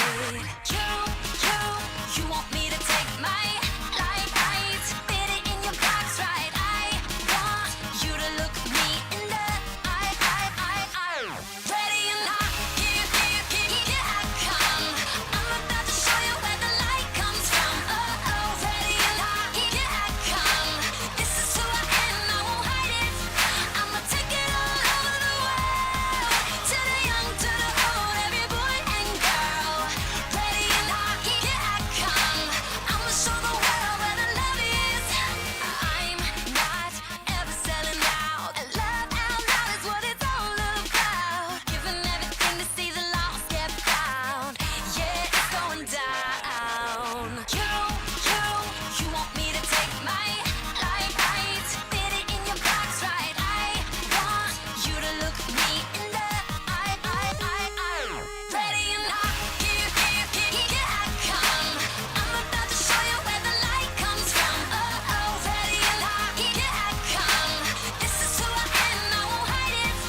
I'ma take it all over the world. To the young, to the old, every boy and girl. Ready or not, here I come. I'ma show the world where the love is. Refuse to keep this buried deep inside of me. Yeah, this little light of mine, it's time to let it shine a bit. Cause there's no point in hiding it. It's everything I am. The source of all my hope, and it's the reason why I stand. I pledge allegiance to being somebody real. There's no more holding it back. I'm showing them how I feel. Cause love is more than a word. It's a noun and a verb. And hiding is absurd. You heard? Ready or not, here I come. I'm about to show you where the light comes from. Oh, ready or not, here I come. This is who I am, and I'ma take it all over the world. To the young, to the old, every boy and girl. Ready or not, here I come. I'ma show the world where the love is. Ready or not.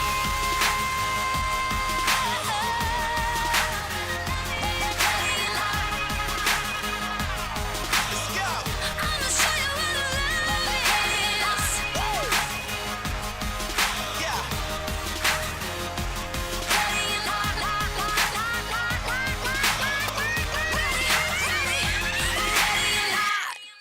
or not.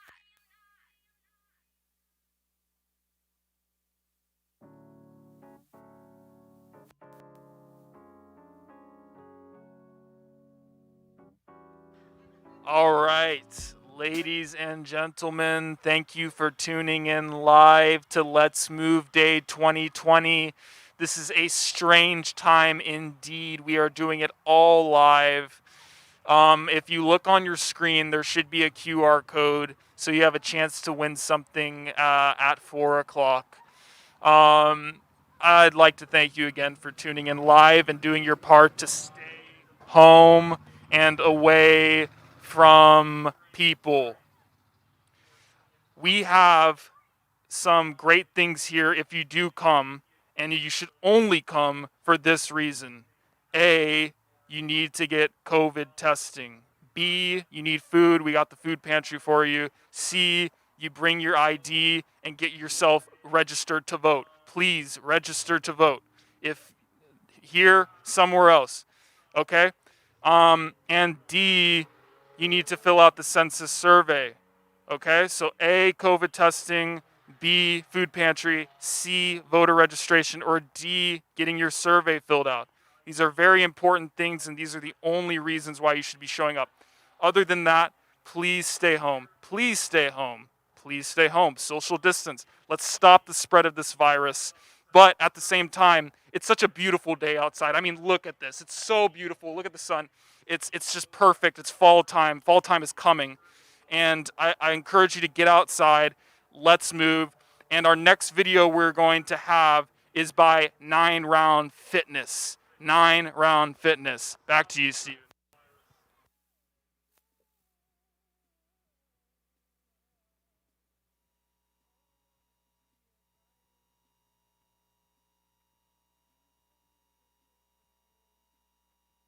Okay, now it's time to go to work. Find yourself a nice open space where you can work some punches and some kicks. Now, we're gonna start today's workout just like we start any 9-round workout, and it's with a jump rope drill. Now, if you don't have a jump rope, no problem. You're gonna follow along with me and Logan. We're gonna be doing our jump rope drills just in the air, pretending like we're jumping rope with our elbows in, our hands out. But if you have a jump rope at home, amazing. You can utilize it for your at-home workouts, and you can follow along with Tracy here. She's gonna be knocking out these drills with a jump rope. Now, let's not waste any more time. Let's get going. Are you guys ready? Ready. Are you guys ready? Great. Now here we go in 3, 2, 1. Okay, first round, let's go to work. We're gonna start with a basic bounce. With our basic bounce, both feet are coming off the ground at the same time. So, working that basic bounce, let's check in with these guys. Again, Logan, she's got her elbows in, her hands are up, just like she's working with a real jump rope. Now, if you look at Tracy here with a real jump rope, she's barely coming off the ground. Remember, while we're working these jump rope drills, they're low impact movements. So you only have to come up about a ½ inch off the ground, all right? So Logan's working without, she's working with, knocking it out. Again, for the basic bounce, both feet are coming off the ground at the same time. Now, one of our other really, really strong jump rope drills is called the step bounce. Now, when we step bounce, you're gonna alternate legs coming up, just slightly bringing the knees up. It's almost like you're kind of running in place. So let's check in again here. Again, Tracy's working with, Logan's working without. Just alternate knees, kind of like I said, it's like a toe tap or running in place. Again, keeping it low impact, barely coming off the ground, just pretending like you're jumping over a rope, or if you have one, you're knocking it out just like that. Now, the third one we're gonna work on today, it's gonna be a high knee bounce, and it's exactly what it sounds like. We're gonna take the step and bring the knees up a little bit higher. If you can, drive those knees so you can get parallel to the ground, really getting the core going, staying tall, and this is really where the intensity is gonna come. So let's go back to the basic bounce. Let's hit the basic bounce again. Great job. You guys getting warm yet? Oh yeah. You getting warm?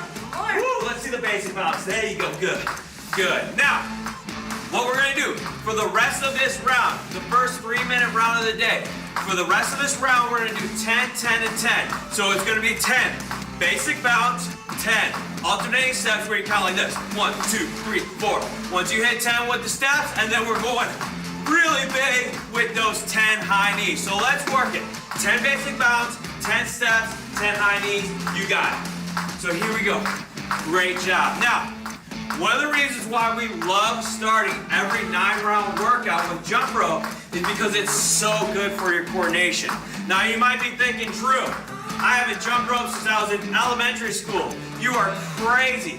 But what's great about this is 30 more seconds, 30 more seconds. What's great about this is it's gonna build your stamina early. You're gonna work your coordination, and it's really gonna work your rhythm, which is awesome because when we're boxing and kickboxing, your hands and feet are working together, and we're working that coordination and rhythm. So this is the foundation for that rhythm. So let's finish strong, keep that 10, 10, and 10 going. We're almost there, about 10 more seconds. Great job. Let's go, let's go, let's go. Come on, dig, dig. Beautiful job. First active break of the day for 30 seconds. We're gonna do what's called the ski jump. So keep your feet together, just jumping side to side. Good, good. You can use your arms to help you get side to side and breathe.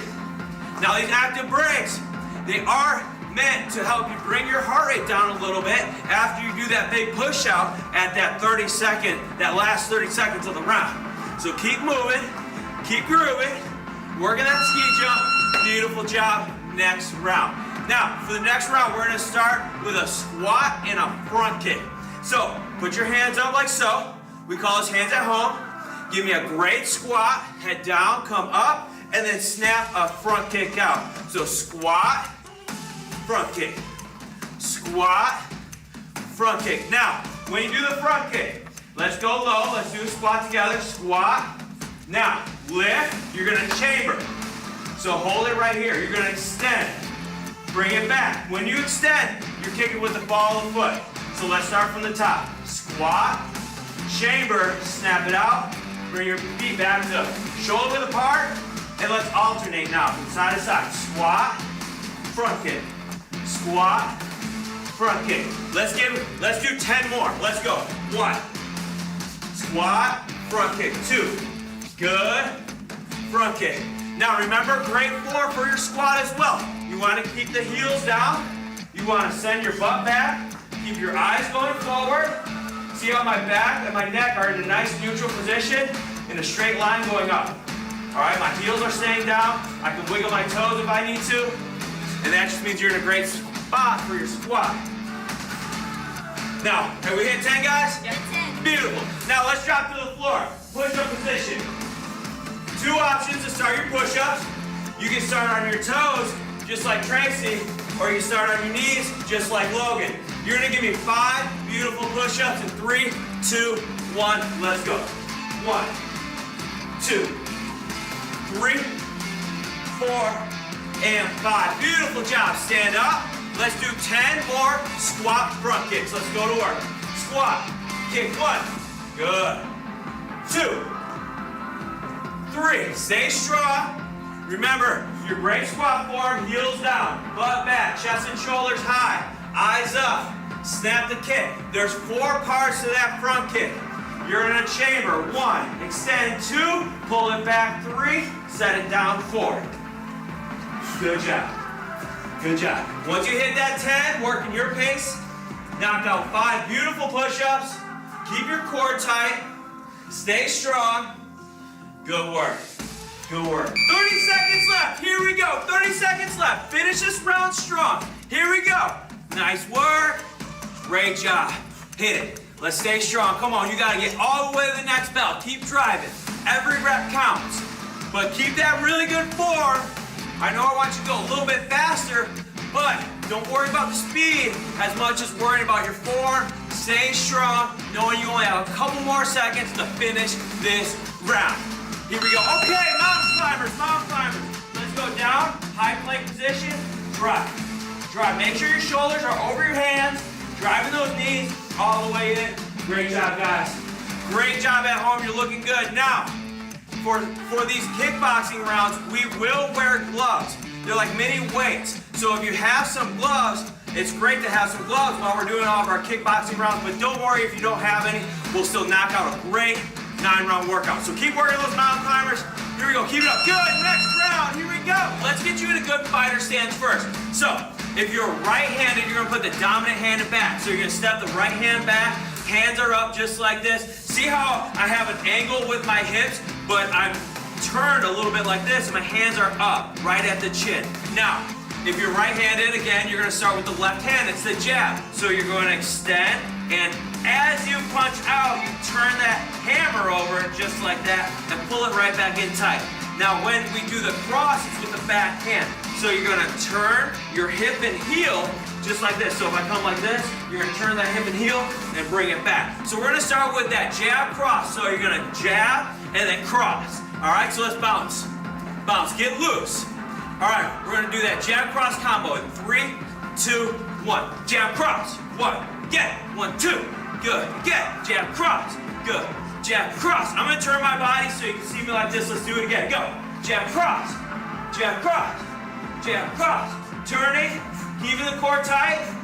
Let's do 5 more, 5, 4, 3, 2, and 1. Give me 10 jumping jacks. Team, give me 10 jumping jacks. You guys at home, give me 10 jumping jacks. Great job.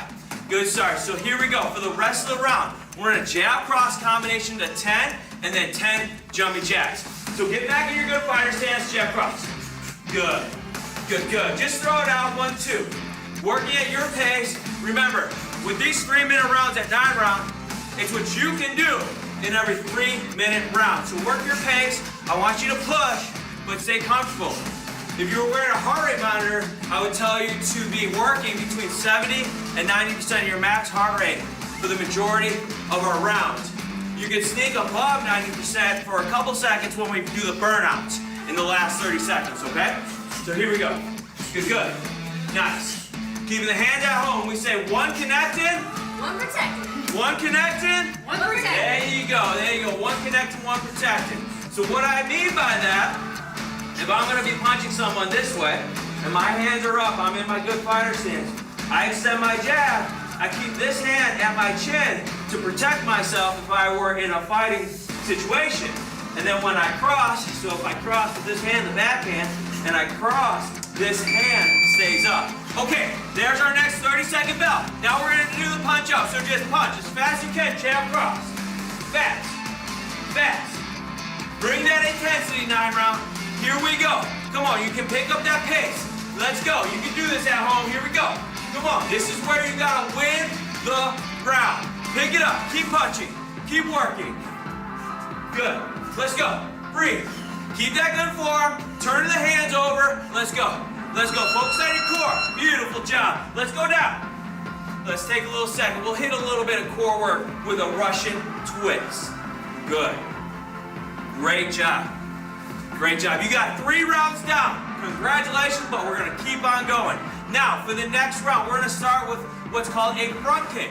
So when I do a front kick, we're going to kick with the back leg. We're going to chamber. We're going to extend it out like we're kicking with the ball of foot. Pull it back, and then set it down. That's 1. We're going to knock that out 5 times with each leg. So get into a good fighter stance. We're going to do 5 front kicks. So let's go slow. Chamber, extend, pull it back, and down. That's 1. Let's go a little faster. Snap. 2. Good. Push it out. 3. Kick with the ball of foot. 4. 1 more. And 5. Now let's switch our stance. Work from the other side. Now front kick. 1. Coming all the way from the back leg. 2. Good. 3.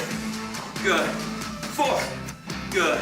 And 5. Good. Switch to your dominant side, whatever side it is, bounce. We're doing what's called a hook next. So when you hook, the palm is gonna face you. My elbow's bent. So I come through just like that. Same thing when I do that back hand, my hip and my heel come off the ground just like that. You're gonna give me 20 hooks. So let's bounce. We're gonna start in 3, 2, 1. Hook. 1, 2, 3, 4, 5, 6, 7, 8, 9, 10. 10 more. 1, 2, 3, 4, 5, 6, 7, 8, 9, 10. Beautiful. Bounce. Remember, stay light. Now hit me with the front kick. 5 each side. Strong. Kick it with the ball of foot. Front kick with the rear leg. Get that nice big range of motion. Here we go. Great job. Great job. Bounce and breathe. What's really important is to train your heart while you're doing these 9-round at-home workouts. What I want you to focus on in between every set or every rep, whatever makes sense for you, is to stay loose. Bounce. Keep the hands up. Breathe in through the nose, out through the mouth. What that will do, it will train your heart, it will control your heart rate, and you'll get better and better where you can do less and less of those breaks because you're keeping your body moving and working the whole time. What I don't want you to do is get tired and just go like this and wait, or just throw your punches like this. See, we gotta get the total body working. When you punch, it starts from the ground and it comes up. So you gotta get your legs in. You gotta keep your knees bent. You gotta turn that hip, using that core, using everything in your body to provide a killer punch. No matter if you're doing a punch, a hook, or what we're gonna do next round is some uppercuts. All right, so here we go. Keep it. How you guys feeling? Great, great. How you doing? Okay, 30 seconds. Let's keep those hooks going. Keep those hooks going. Let's just pick up the speed. Here we go. This is where you work. This is where you dig. Come on. Here we go. Get it. Let's go. Push it. Make sure to breathe. Turn the hips. Keep your core tight. Keep your head up. Let's go. Let's go. A little faster. You can do this. Burn it. Burn it. Come on. You got it. Win this round, 9-round. Here we go. Here we go. Beautiful job. Square your feet up, hands up. We're gonna squat and kick again. Squat and kick, just like you were doing a couple rounds ago. Squat and kick. Nice. Breathe. Good. Remember that squat form. Keep the heels down. Send your butt back. Chest and shoulders nice and high. Keep your eyes up. Beautiful. Now, the next round, we're gonna do that uppercut I was talking about. So when you uppercut, you're gonna drop your hip. So you drop the hip, you're gonna start with the front hand and come up. And see how I drive my hips as I come up, just like that for that uppercut. So we're gonna alternate to 20, and then we'll do a shin kick. Okay, so let's start 20 uppercuts. 3, 2, 1. Drop and up. 1, 2, 3, 4, 5, 6, 7, 8, 9, 10. Keep going. 10, 9, 8, 7. Palm facing you. 5, 4, 3, 2, 1. Now, stay in that fighter stance, bounce. Okay, we're gonna do what's called a shin kick. So I'm gonna chamber, I'm coming straight up and down, I'm gonna point my toe, bring it back and down. So it's like I'm kicking with my shoelaces and shin. Let's do 5 with the front leg. 3, 2, 1, kick. 1, 2, 3, snap it. 4 and 5, great job. Let's switch. Let's work the other side. 5 shin kick, 3, 2, 1, let's go. 1, keep the hands up. 2, snap it. 3, 4, 5, beautiful, bounce. 20 upcuts, let's see if we go a little faster this time. 3, 2, 1. 1, 2, 3, 4, 5, 6, 7, 8, 9, 10. A little faster. 1, 2, 3, 4, 5, 6, 7, 8, 9, 20. Nice. Robinson breathe. When you're ready, hit me with 5 front kicks, 5 shin kicks, I'm sorry, on each side. Go, go, go, go. Beautiful job. Snap it out. Keep those hands up. Keep those hands up. Fight to keep the hands up. I know you're getting tired. We're halfway through this workout, but you're doing amazing. Just keep it up. Keep working hard. Doing what you can. Beautiful. 5, 5, then 20. Beautiful upcuts. Let's work. 10. 1, 2, 3, 4, 5, 6, 7, 8, 9, 20. Nice. Here we go. Come on. Keep it strong. Keep working. We got 3 minutes of this. Here we go. You got it. Remember, you need to take that quick second, bounce and breathe. Hands up. And then when you're ready. You've heard it a million times, right? Quality over quantity. By taking a couple extra seconds to bounce and breathe, you're gonna get better quality and you're gonna be able to get better results. 30 seconds left. Uppercuts to the bell. Fast as you can. Go. Fast. Fast. Just roll those hands as fast as you can. Stay low. Use your core, use your legs, but get those hands just flying. Get them flying. Go as fast as you can. Here we go. Here we go. You can do this. Little faster. Little faster. Come on. There you go. There you go. Nice work. Nice work. Come on. All the way to the bell. There you go. Great job. Now bounce and punch. We call this the Ali shuffle. Bounce and punch. About 45 degrees. Straight up. Just like that. Beautiful job. Over halfway done. Now the next round. Round 6. We're going to do what's called a side kick. It's like a front kick, but I'm going to turn to the side. I'm going to chamber. I'm going to get closer to parallel to the ground. Extend. Pretend like I'm kicking with my heel and blade of the foot. We're going to do that with the front leg 5 times each leg. So give me a fighter stance. Bounce. Bounce. Stay light. Now 5 side kicks with the front leg. Let's go slow. Chamber. Extend. Pull it back and down. Chamber. Extend. Pull it back and down. Lift. Heel and blade. Down. Really try to pull those toes back. Pull those toes back. One more. Nice. Woo, you feel that in the hip, guys? Oh my goodness, it feels good. Okay, side kick on the other side. Chamber, in and out, down. Chamber, in and out, down. Keep the hands up. Chamber, in and out, down. One more time. Chamber, in and out, down. Now bounce. Now, sometimes we do combos. So the combo we're gonna do, we've learned the jab, cross, and we've learned hooks. So let's make it one. We're gonna go jab, cross, hook, hook. That's your combo. We're gonna do it to 5. So bounce. We're gonna go in 3, 2, 1, go. Jab, cross, hook, hook. Nice. Good job. Let's try it again. Go. Jab, cross, hook, hook. Working those punches. 3, 2, hit it. Jab, cross, hook, hook. Again, right away. Let's do 2 more. Okay, one more combo. Nice job. Bounce and breathe. Bounce and breathe. So keep working. 5 side kicks on each side, and then hit the combo 5 times. Let's go. Let's go. Let's go. Good work. Now, when you're working out with us, I talk a lot about pace. And you gotta focus. Am I going for speed and quickness, or am I going for power? So when we do these combos, like a jab, cross, hook, hook, I can be in my fighter stance. I can go jab, cross, hook, hook, and go really strong. Bang, bang, bang, bang, like that. Or I can switch it and go fast. And I gotta know in my head, okay, I'm gonna pick up the speed now. Boom, boom, boom, boom. Just like that. Bang, bang, bang, bang. So you can mix it up, even within doing the same combination, and really, really get a killer workout by mixing up your pace just like that. How you feel, Lolo? Great. Great job on that chamber. Keep it up. Drive that leg, DJ. Here we go. Way to stay loose. You see that? That was money. She switched her stance, gave herself a quick couple breaths, couple bounces, and now she's gonna have better quality kicks throughout this workout. Okay, 30 seconds left. No messing around. Jab, cross, go. Punch. In. Out. You got this. Let's go. Pick it up. Pick it up. Come on. You guys can go faster than that.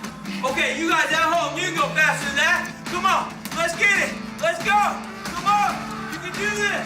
Punch. Punch. Go fast. Get it. Come on, breathe. Let's work.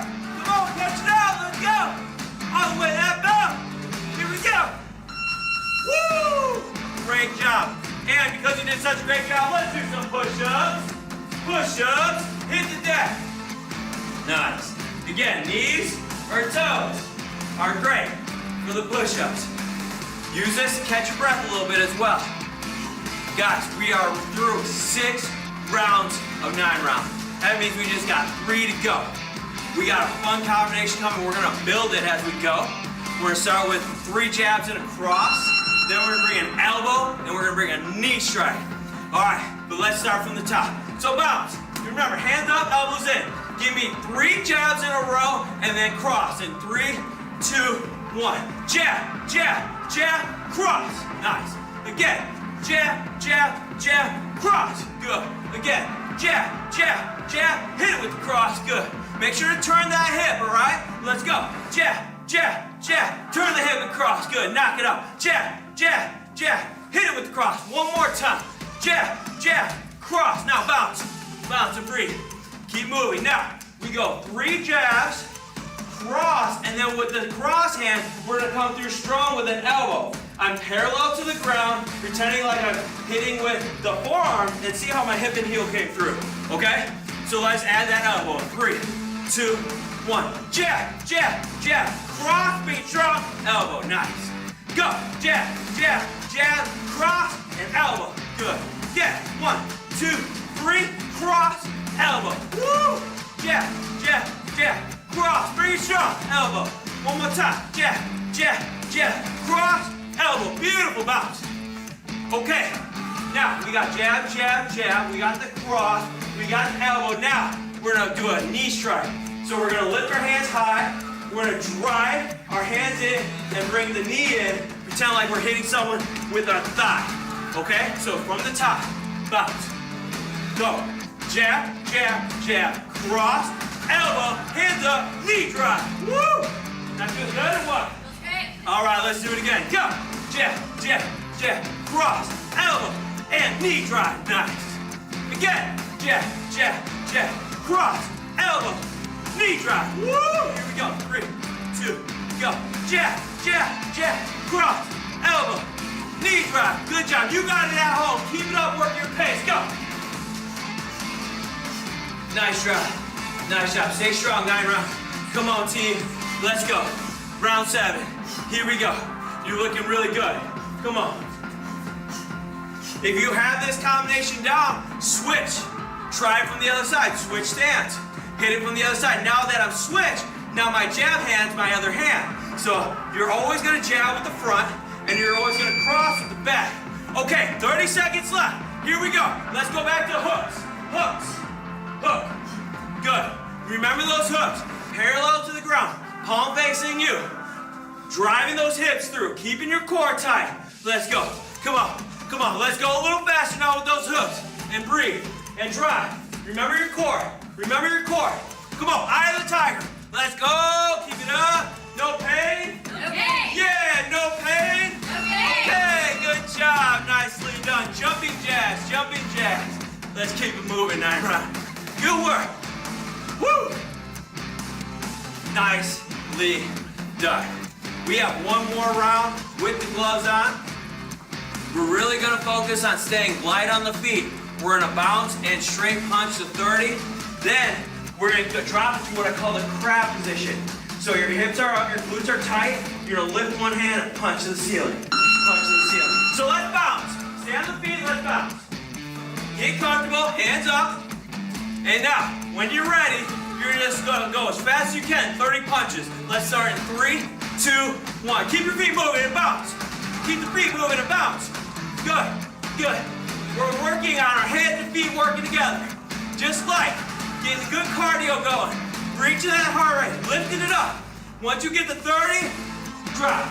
So let's drop down right now. Crab position. So you're gonna lift up. Your arms are straight up. Now lift one hand and reach for the ceiling. And if you can, really snap out a punch. 3, 4, 5, 6. Breathe. As you punch, breathe out. Breathe out. Breathe out. Hit it to 10. Stand up, bounce. And then you got your 30 punches as fast as you can. Let's go. Let's go. Bounce and punch. Fast. We're working quick, but get good range of motion on that punch. Get those arms all the way out. All the way out. Keeping the hands up and the elbows in, turning those hammers over. I love this. I love these two towards the end of the workout because we're really lifting the heart rate and then we're dropping down the floor. We're getting more control. Still working the total body, but we're really able to bring the heart rate down a little bit. And then we'll pop back up and then we're gonna bring the heat with that bounce and punch.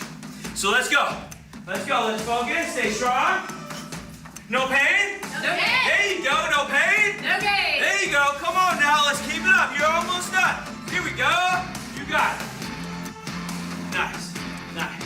Work your pace. Do what you can at home. You got this. We're almost done. Here we go. Good. Good job. There you go. Reach. Stay strong. Good. Pop that punch out. Remember to breathe. Nice. Nice. Nice. You guys are killing it. Keep it up, 9 round. Come on. Come on, team. Come on at home. You got this. Bounce and hit. Bounce and punch. Quickness.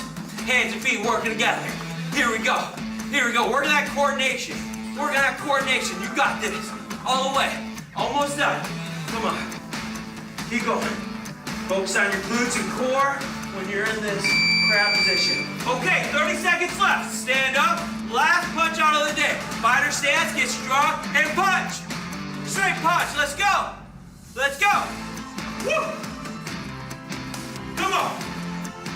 You guys are killing. This is the last punch out of this workout. You gotta give me everything you got. You gotta empty that tank right here, right now. If you're going fast, go faster. Once you start going faster, go even faster. Come on, dig. Woo! And my favorite active break, burpees. Here we go. You're gonna drop down. Keep the feet up. If you have it in you, knock out a push-up. And then come on up, reach for the ceiling. Down. You can always just pop right back up. If you have a shoulder problem, if you're just gassed out, you can skip the push-up if you need it. You can also watch Logan. She's gonna go down to her knees and pop back up. That's another great option, so you still get a little bit of good chest and tricep work in that burpee. Last round's what, team? Last round. Okay, it's the last round, round 9. For 9 rounds, we're gonna work the core. So if you have gloves, you can take them off, set them to the side. We're gonna get in what's called the V position. We did these earlier. Feet slightly off the ground. Hands at home right here, and you're gonna twist. Twist. This is the Russian twist. 4, 5, 6. We're gonna go to 20. Great job. I hope you're feeling this. I hope you're sweating and smiling just like my champion team members right back here. How you guys feeling? Great. Good. Awesome. Okay, that's 20. Let's go down. Legs straight up. Arms straight up. This is like pike crunch. You're just gonna crunch and reach as close as you can to your toes. All right, so while you're working, it's 20 and 20. We're gonna do 20 Russian twists, 20 pike crunches, knocking it out. When you're knocking out these pike crunches, team, you wanna make sure that you're pressing your back down, your core is super tight, you're pulling that belly button in, and you're keeping your eyes and chin looking up towards the ceiling, what that will do is it'll keep your back and neck in a nice neutral position. You'll really be able to engage your core. Good. Same thing while you're doing your Russian twist. Don't tuck your chin. You got to keep that head up. Back is nice and flat, neutral position. Your eyes are staying up, not tucking with the chin. Great job. Great job. You guys are killing it. You guys are killing it. Good work. Keep working your pace at home, 9 round. You're almost done. Let's knock this core out. Let's finish this workout strong. You can do it. Here we go. This is the last round. And the last round is what, team? Last round. The last round. You bet. Let's go. Come on, try. Keep it up. Good. Now, if you're getting tired, you can put your heels down. Still lean back. Once you feel in your core, you're still going to get some killer core work, but it'll take some pressure off your low back, and you'll be able to get in some really good quality reps still, which is most important. Good job, guys. Keep it up. Come on. Good work. Keep driving. Keep working. Come on. You got 2 more bells. They're coming. You got 2 more bells, and then you're done. Come on. Let's go. Let's go. Let's go. Keep driving. Good work. Good work. Is this the best workout in the world or what? We got 30 more seconds. We got 30 more seconds. You can do this. You can do anything for 30 more seconds. Let's go. Let's win this workout. Right here, right now. Come on. Keep driving. Keep working. Keep working. Come on, dig. Come on, dig. Get in all the way to the bell. All the way to the bell. Finish strong. Come on at home. You got this. You can do this. All the way. Couple more seconds. You got it. Keep getting me every rep. Woo! All right. Great job. You guys did so good. I'm proud of you. I'm proud of these guys. Great job. How you feeling? Great. How you feeling? Awesome. Awesome. You guys did amazing. Now, at 9 round, when we have a really good workout, we call it the killer workout. That's our signature workout. Did you guys get a killer workout today? Did you get a killer workout at home? Oh yeah, I know you did. I know you did. Great job. Now, if you love this workout and you want to be knocking out killer workouts each and every day, you can join right at 9round.com. Not only are you going to get a new workout every day, but you're going to get nutrition tips. You're going to get kickboxing tips. You're going to get fitness tips. But most importantly of all, you're joining 9 Round Nation, which is an amazing community that will help you stay accountable. Again, you're gonna go to 9round.com, you're gonna click Find a Gym. It's in the top right-hand corner of the website. You're gonna find the closest gym to you, and then you're gonna sign up for your online membership and get started right away. Thank you so much for working out with us, and we'll see you next time for the killer 30-minute workout. All right. I would like to thank 9 Round for giving us such a killer workout this afternoon on Let's Move Day. I hope you're tuning in to us live and not coming here unless you have A, need to get COVID testing, B, need food from the food pantry, C, you need to register to vote. So bring your voter ID or bring your ID so you can get a voter ID. Or D, you need to fill out the survey census or the census survey. Bring the census envelope. As you'll see on the screen, we got the QR code, so you have an opportunity to win something. Okay, so just scan that code and we will have a giveaway. Again, I hope you enjoyed that killer workout. Now let's just chill out a little bit, rest, let our heart rates settle down. And let's see a frontline story from Dr. Kia Fisher. Hello, beautiful people. My name is Dr. Kia Fisher. I am a mental health practitioner who resides in Georgia, but I do provide services through telehealth to individuals all over. I provide clinical therapy and transformational life coaching. I've been doing this for 11 years and I love it. I believe it's a gift that I received from God, and through my own testimony and also just the love of people, God has granted me the opportunity to share my gift of healing with others.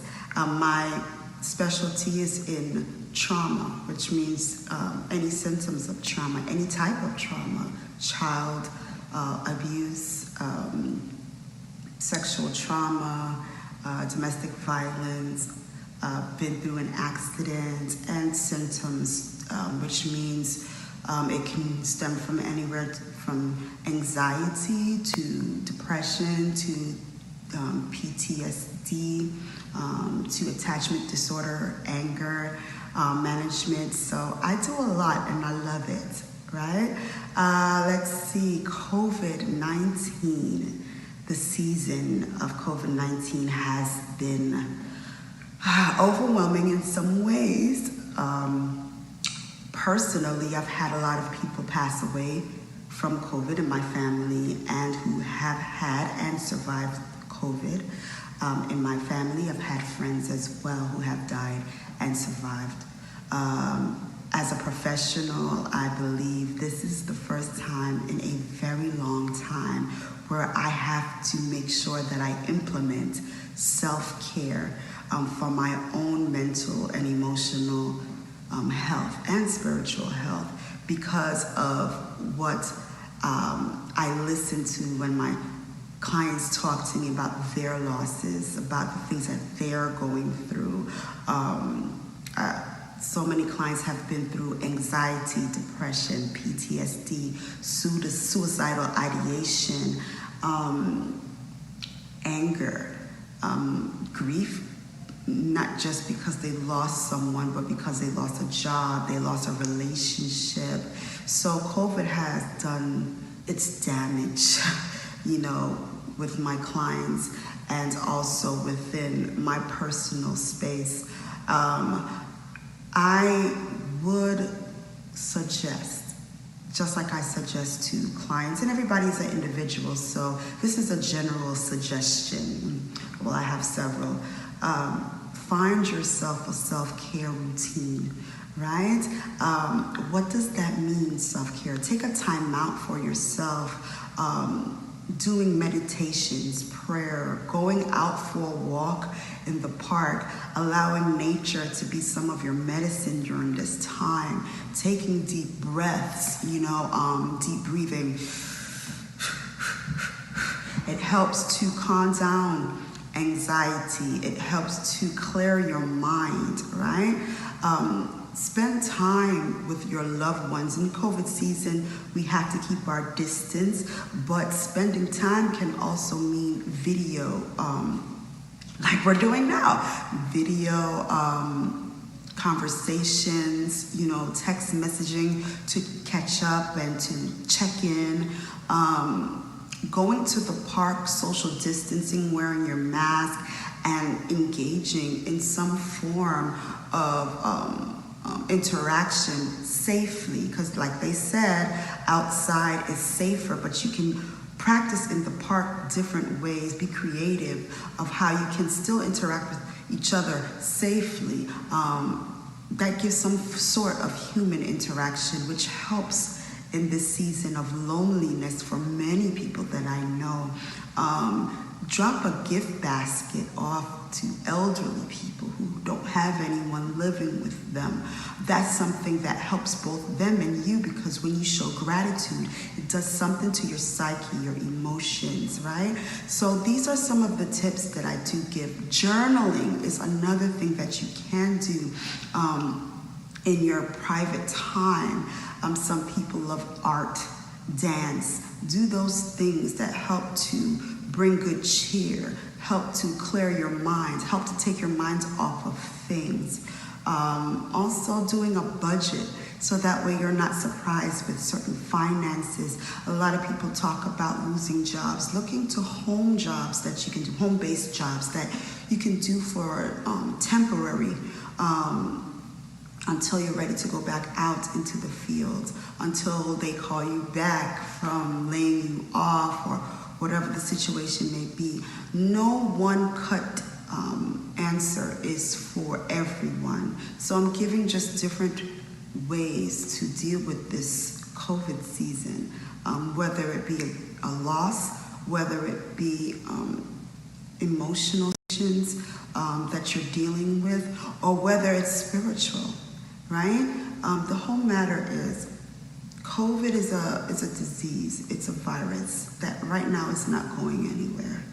And the best thing to do is to keep your mind clear of, worry and fear, because that alone breaks down the immune system. It negatively affects your immune system. So I would say, do the things that make you happy, that makes you smile. Watch a funny movie, laugh over the phone, take pictures of this moment.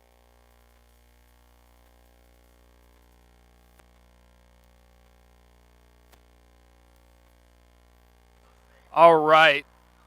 Thank you, Dr. Kia Fisher, for that very informative talk about mental health. The saying usually goes that the mind is willing, but the body is weak. But I sometimes feel that it can be the other way around, where the body is willing, but the mind is struggling. And, sometimes the biggest obstacles are the mental obstacles that we have to go through. Speaking of mental health, one of the great ways is self-care, as she mentioned. Self-care is an extremely important thing.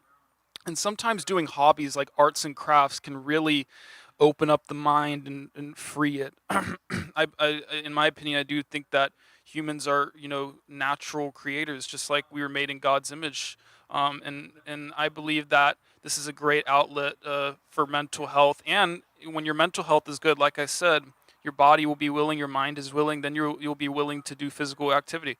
So I'm going to turn it back to Stephen now, and we're going to see an arts and crafts video by Josie. Thank you, Stephen. Let me show you a couple of the supplies that you need, the very minimal supplies that you need for this. Number one, we're doing what's called a shelf sitter. So you can use anything.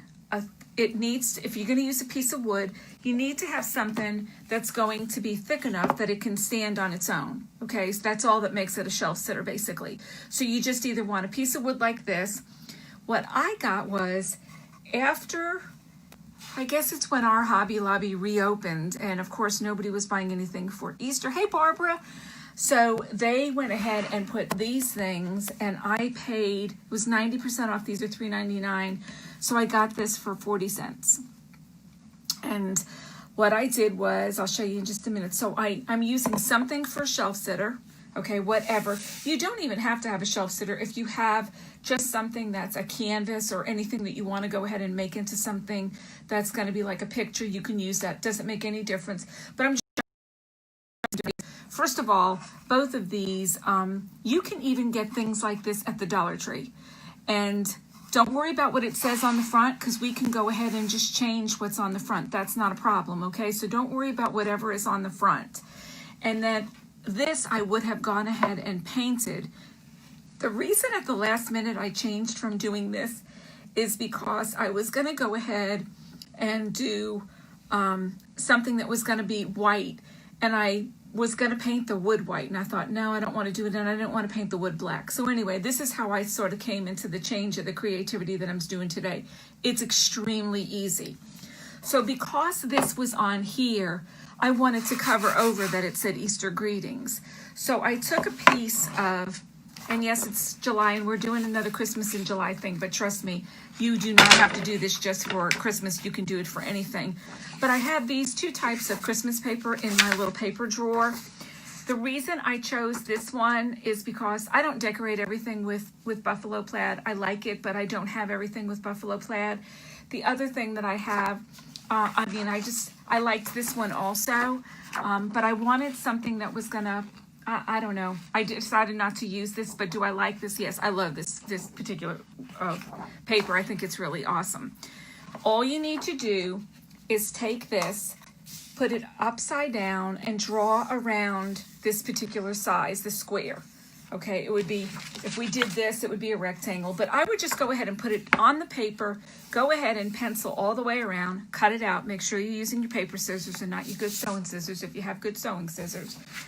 And then we're just going to go ahead and Mod Podge, and I'm not going to show you that because I've shown you a million times how to do this. If anybody has any questions about the Mod Podge, please send me a message and I will get back, but I'm not going to go through that step. Basically, it's like a glue. It's basically like a glue, but it is also a finishing product. So I went ahead, when I put paper on, I never use Mod Podge on the paper. I use it on the piece I'm putting it on. It's really personal preference. I just feel like I don't do a very good job when I do it if I am using putting the glue on the paper. So I put it on whatever is the hard surface. So whatever the hard surface is that you're going to have, you just go ahead and don't put it too thick. And then you want to go ahead and use something like a flat edge that you can go ahead and get sort of like squeegee it out and then go ahead and let it dry. So it's had enough time that it can dry in my craft room. So I'm going to show you how it came out, and then I'll show you sort of want to surprise you to show you what we're going to do. So this is how it came out, okay? The sides were already cream. I decided not to paint them again. I thought that they looked fine. Just go ahead and having the cream sides. So did that. That's it. It's on there. I did go ahead and paint another coating of the Mod Podge to give it a finished look. The way this is coming out, I didn't really need to, but it's okay. It's fine. Okay, so then I decided that this was going to go ahead and be the top here. And then I used, these are the other couple of supplies that I used. I used this ribbon. It was $3.99. I got it for 50% off when they had the 50% off in Hobby Lobby. This has 10 yards on it, so it's got a lot. It is not grosgrain ribbon and it is not wired ribbon, but it's very inexpensive, but it's extremely heavy, so it really holds its shape really well when you go ahead and do this. The other thing is that I used a little bit, and I just used a tiny bit. You'll see this. You can use thread for this. You can go ahead and use it's a thin jute, really super thin. Just, it's thicker than thread is, but that's what I used for this. And I had a little ornament that had holes in it. It was a button. And I went ahead and put the jute through so that I had a little bow on there so that I didn't have the holes exposed without there being a little bit of decorative finish on it. Okay, super easy. I don't need to do anything on this. It's already, it is a ceramic button and it's sealed. The front part is already sealed, so I don't have to worry about that. But what I did was, and let me show you. There's one little piece. There's two, okay, let me see if I can, I'm gonna go ahead and take the camera and angle it down so you can see this better. And you're gonna have my head cut off, but don't worry about it. Okay, so let's see here. There we go. So you see how we have, oops, let's go back this way. So we have a top one. We actually have 1, 2, 3, 4, 5 bows, and then one, hey Laura, that is just tied into a knot. Now the other side of this bow is striped, so you could actually use the striped. I really like the polka dot, and that's what I'm using. So what I did was I measured, and you can see that the bows are pretty big, but the little, okay, now I can't even think of the word, but the tails are not big on this. I didn't want big tails, and you'll see why I'm doing that in just a minute. Do not go ahead and use any type of hot glue gun on this particular, when you have a Mod Podge with a put onto something, unless it's totally dry, because it will cause it to actually almost like burn through it. I don't know whether it'll smell, but it's just not a good idea. So I just want to let you know, make sure that if you're going to go ahead and do this, that you wait for it to dry, okay? I am going to start from the top down, but I want to tell you what the size of the ribbon pieces were. So this top is a 4-inch piece of bow that was just knotted, and then I went ahead and cut the ends like this, okay? Then the next piece is 11 inches, and I know that may not seem by 11 inches, but it is. It's 11, and then 13, and then 15, 17 inches, 19 inches, okay?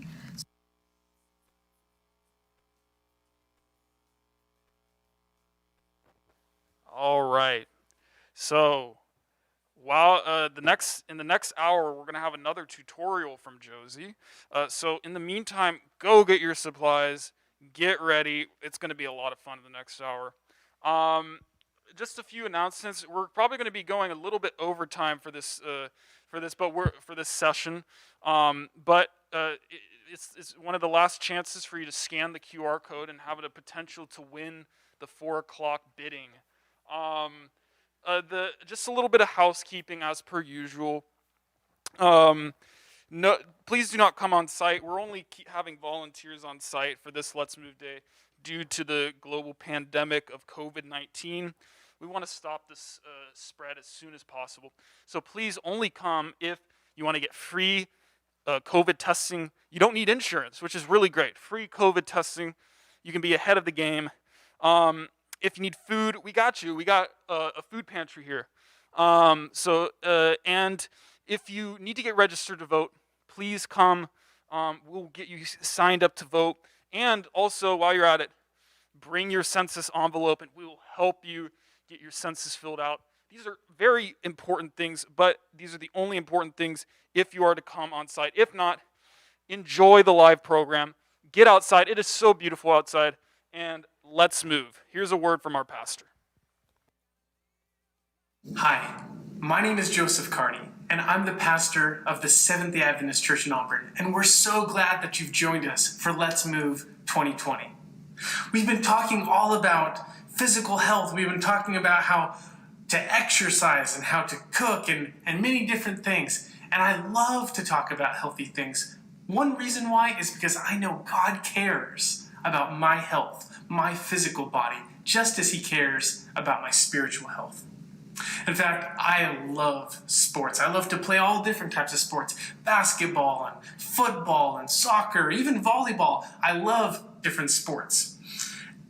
And as I read the Bible, one of my favorite authors is Paul. And I'll tell you the reason why. Because I think he is a sports fan too. In fact, he has numerous passages in the Bible that talk about sports. Let me show you one of them. In 1 Corinthians chapter 9, there's this passage that Paul writes about running a race. Listen to the passage. Do you not know that in a race all of the runners run, but only one receives the prize? So run that you may obtain it. Every athlete exercises self-control in all things. They do it to receive a perishable wreath, but we an imperishable crown. So I do not run aimlessly. I do not box as one beating the air, but I discipline my body and I keep it under control, lest after preaching to others, I find myself disqualified. Paul is using this illustration of running and learning how to train and prepare for the great event as an illustration for preparing for heaven. He talks about people getting ready to run the competition, and he tells us what they actually win. Now, back in those days, in their Olympics back in the first century, the winners of the race won a wreath. It was literally just like a little crown of leaves. And that crown of leaves didn't last very long. After a few hours, it started to wilt. Think about it like, you know how Hawaiians have that necklace of flowers called a lei? It's beautiful for a few hours, but it doesn't last very long. And so it is in the Olympics of the first century. They would get this little crown of leaves if they won the race. And Paul is talking about how hard they worked for that little crown of leaves. He says they brought their body into subjection. They were very disciplined in all these different areas. Think about Olympians today, for example. Olympians are so disciplined. They watch everything that goes into their body. They are extremely regimented about their exercise routine and their flexibility routines. Everything is just right for an Olympian. Why? Because they're training for the gold medal. Paul says they work so hard for this. They work so hard, and all they get was a little crown that wilts after a few hours. But he says there's another thing worth working for even more than that, and that is eternal life. You see, We don't just get a little crown of leaves that wilt, but he says we get a crown of eternal life, and we get to experience the joys of heaven forever and ever. It goes on without end. But while many Olympians are working hard, training hard every day, watching what they eat, their friends are eating donuts, going partying, and having fun. Paul is saying, in order to experience the Christian life, it also takes some discipline. It takes making choices for your health, for your spiritual health. Training for heaven takes work. Think about the NBA players, right? Those who go to the NBA, some people say, they're just naturally gifted. Well, maybe. Or they're just genetically gifted. Well, maybe. But they're also amazingly disciplined. The people that are in the NBA are the ones who spend hours and hours and hours working on their shot, working on their dribbling skills, and all of those other things that come along with being some of the greatest players in the history of humanity. If you want to also experience winning the race of eternal life, it's going to take some discipline. In another passage, Paul talks about running again in Hebrews chapter 12. He says in Hebrews chapter 11, it's called the faith chapter. He talks about Moses and Abraham and Noah and all these men of faith who made choices for God. And then he says this at the beginning of Hebrews chapter 12. Therefore, since we are surrounded by such a great cloud of witnesses, let us lay aside every weight and sin that so easily weighs us down, and let us run this race with endurance, looking unto Jesus, the author and finisher of our faith. You see, Paul's using this illustration of a race once again, and he's talking about the finish line being heaven. But he says, at some point along this life, sometimes we end up carrying weights. Well, it doesn't take much weight to slow you down when you're running a race. Pretty soon you begin walking or just dragging your feet along. He says there's certain things that keep us from performing our greatest, and he calls those things sin. You see, sin are those choices that separate us from the author and finisher of our faith, Jesus Christ. And he's asking us, encouraging us, imploring us to make decisions, to set those things aside. Why? Because in the end, that wreath, the final crown of eternal life, is worth it. You know, I've been exercising a lot myself recently. I needed to have a goal. I wanted to lose some weight and get into shape again. And so I thought, why don't I try to be a triathlete? The only problem was, in order to be a triathlete, you need to swim, bike, and run. But I didn't know how good of a swimmer I was. I always thought, well, I can swim. I could swim to save my life. I'd be fine. I'm an okay swimmer. But I've never actually swam for exercise. I've never gone to the pool and gotten in a lane and just swam. And so I tried. I got into the pool and I started swimming, and I realized I had no idea what I was doing. I didn't have my breathing technique down, and because I wasn't breathing correctly, I was getting out of air, and I could only swim about one lap before I was just dying, and I had to stop and breathe for a minute before I could swim again. Well, that took some training and some discipline to change. I had to learn how to breathe correctly while swimming. I watched YouTube videos to practice my technique, and then I went to the pool and tried to mimic exactly what I saw on YouTube. After months of training and practice and hours in the pool, finally, I feel like I'm making some progress. Recently, I went to Lake Lanier and swam 3 miles. It took me 2 hours to swim 3 miles, but still, that was a long distance compared to the 1 lap that I started with. And so this is an illustration just like Paul's, right? In order to be an athlete, you've got to practice. And in order to be spiritual, it takes work. You make choices each and every day. Today, I want to encourage you, make some choices for heaven. Thanks so much for tuning in. This is Pastor Joseph Carty, and we have more exciting programming in Let's Move 2020. God bless.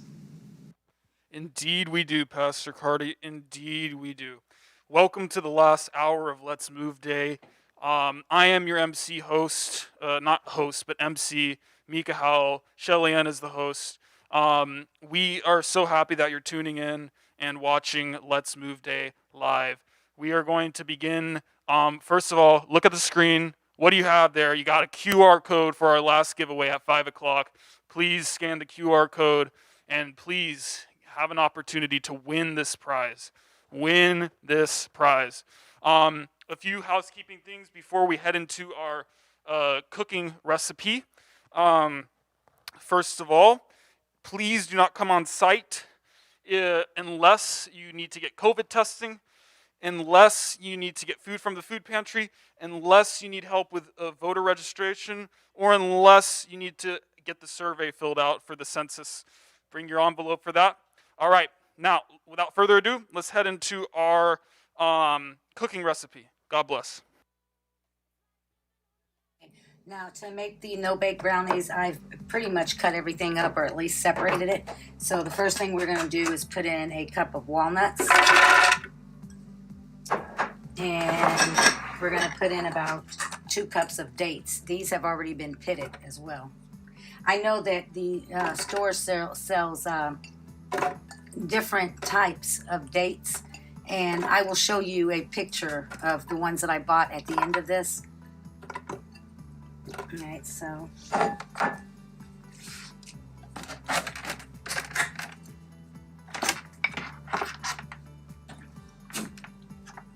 let's turn this on.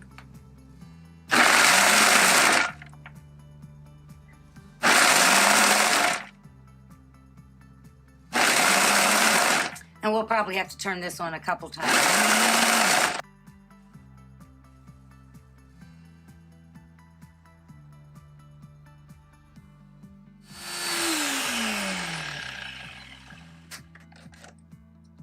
I'm going to try to move this around a little bit and then mix it again.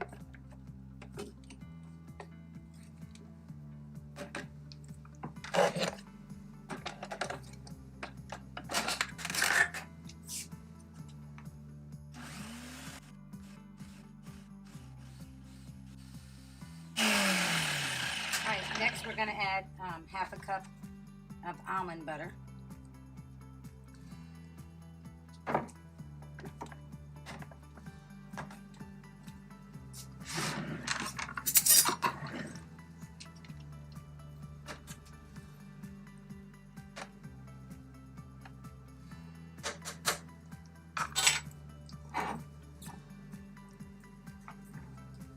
This recipe just calls for a whole lot of mixing.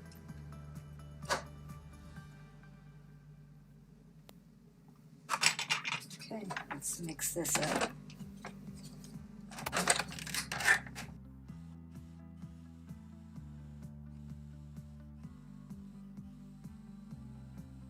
All right, let me check this, but we're probably going to have to mix it one more time. Actually looks pretty good. All right, what I'm going to do now is add the raw cacao. Again, this is just 1/3 of a cup. Everything's been pre-measured.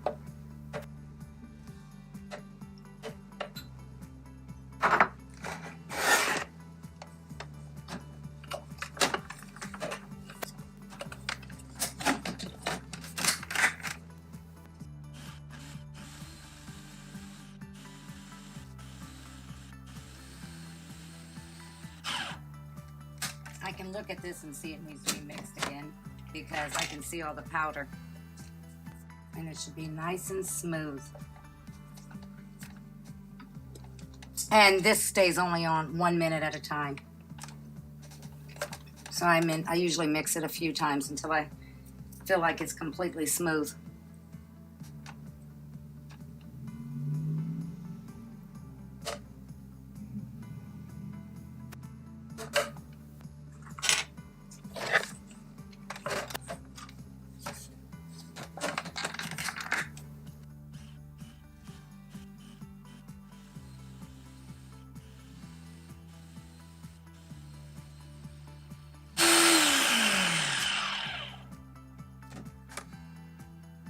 Hopefully no more than once or twice more, and this should be smooth enough, but right now it's not.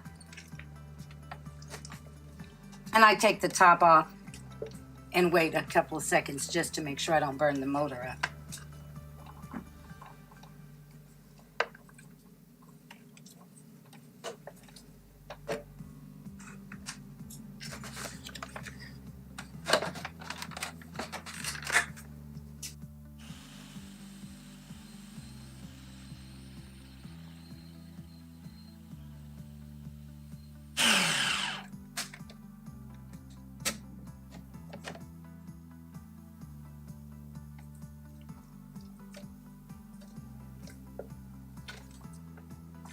Just about, but not as smooth as I would like it. So I'm going to do it. Should be one more time.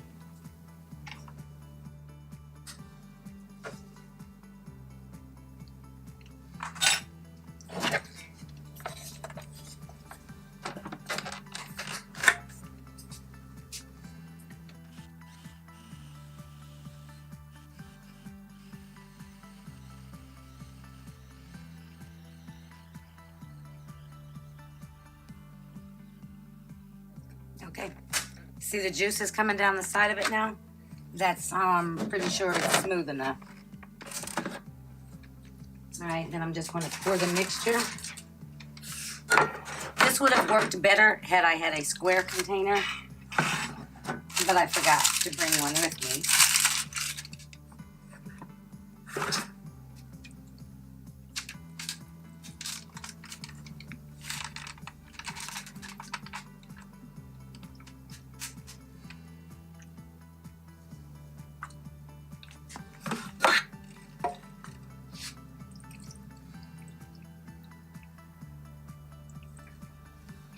Pour all the mixture in.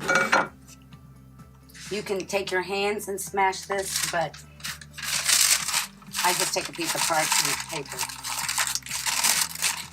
and try to basically mold it into the shape of the bottom of this that I'm using.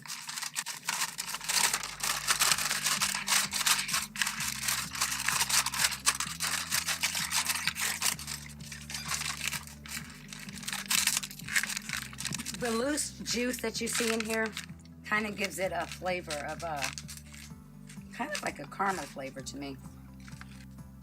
All right, I guess I'm going to use my hands to finish this. I did wash my hands to start with, so.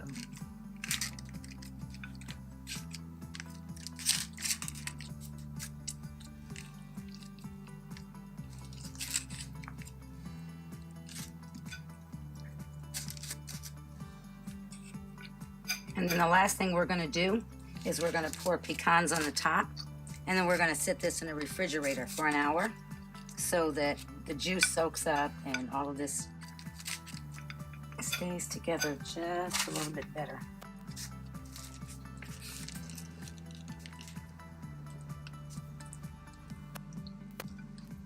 Okay, my pecans.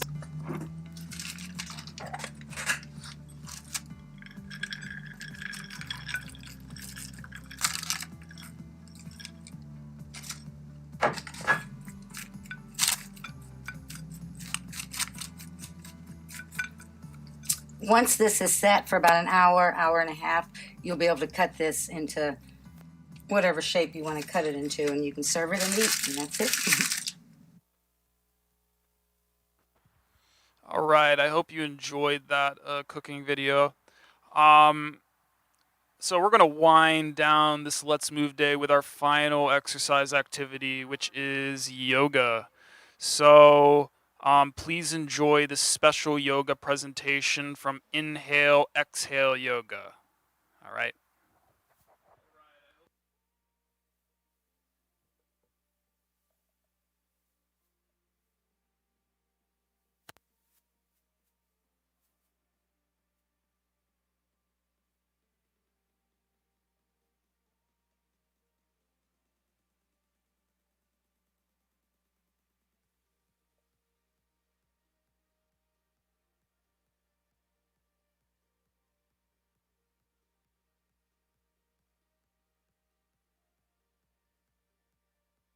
Did a quick morning warm up and then the spring equinox flow. And today I'm just gonna do a quick core workout. So in order to get, I'm gonna also offer modifications, just kind of depending on what your level is, what you wanna do, how much you wanna work. So it's really up to you on how much you put in and what you're wanting to get out of it. So to get started, we'll start in either our plank or our modified plank. So for your modified plank, you have the option to stay on your knees, engaging your core, fingers gripping into the mat, or you can come into your full plank. Make sure that you're not bowing up or leaning down. So engaging the core here, we're gonna hold for a few breaths.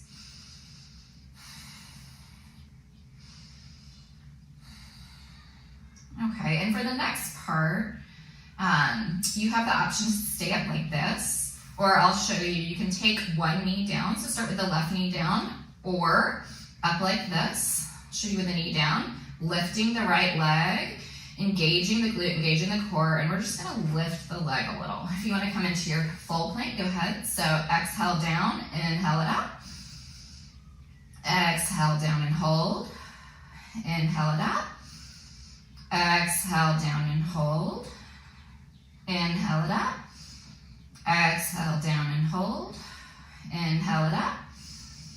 And then exhale, bring knee to chest. Inhale it back. Exhale, knee to chest. Inhale it back. Bring it in and out. In and out. One more time. In and out. Lower. We'll take it to the other side. So again, if you want to have the knee down, you can.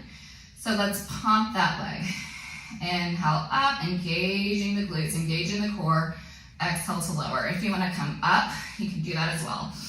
So for 1, 2, 3, 4, 5, 6, 7, 8, 9, 10. And then bring that knee in. If you want to go down here, again, you can.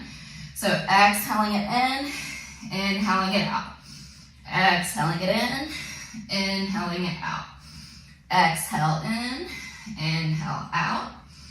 Exhale in, out, in, out, in, out. And then lower the knees down, come all the way down. Elbows on the ground. Lift up through your chest. For Sphinx pose, take a breath here. Place your hands. And then we're gonna do some mountain climbers, slow motion. So take the legs out here, strong plank, and walk it in. One knee at a time, really focusing on your breath here.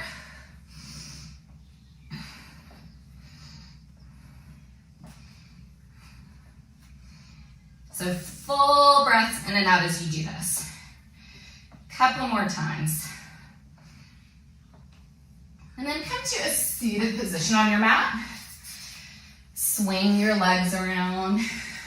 Sit up long and tall through the spine.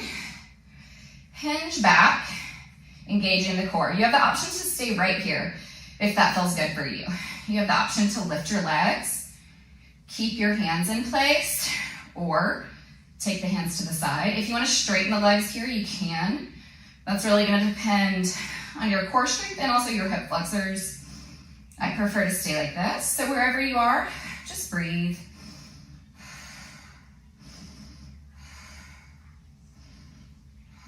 Couple more breaths here. Strong core, strong flexors. Don't want it to cave into the low back here. And release all the way down. Long body stretch. And then pull the knees in. Lift the shoulders off the ground here. We're gonna go ahead and lift the legs up. You have two options. You can do it with bent knees or straight legs. The bent knees is gonna be a lot easier, depending on your core strength, though. If you wanna go with straight legs, you can. So I'll show you bent knees first. So arms overhead. We're gonna tap and twist, tap and twist. If you want to do straight legs, you can go like this. Take a breath in, exhale to lower and twist. Inhale, back up. Exhale, lower and twist. Inhale, back up. Exhaling, lowering and twist. Inhale, back up. Keep going here. Keep your shoulders lifted, core engaged, very slow. Focus on your breath here. Lower and tap or hover. Up. Keep going there.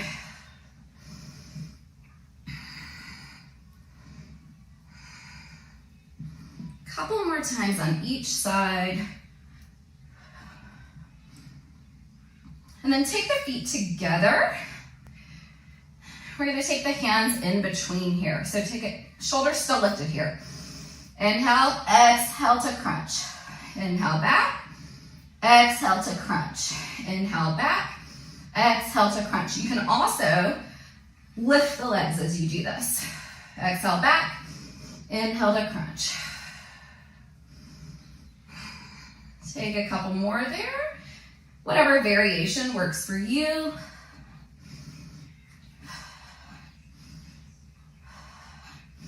Inhale back, exhale crunch. Inhale back, exhale crunch. Couple more times. Lower the feet down. Stay lifted here. Arms to the side. So take a breath in. Exhale to one side. Inhale to center. Exhale to the other. Inhale to center. Keep going there.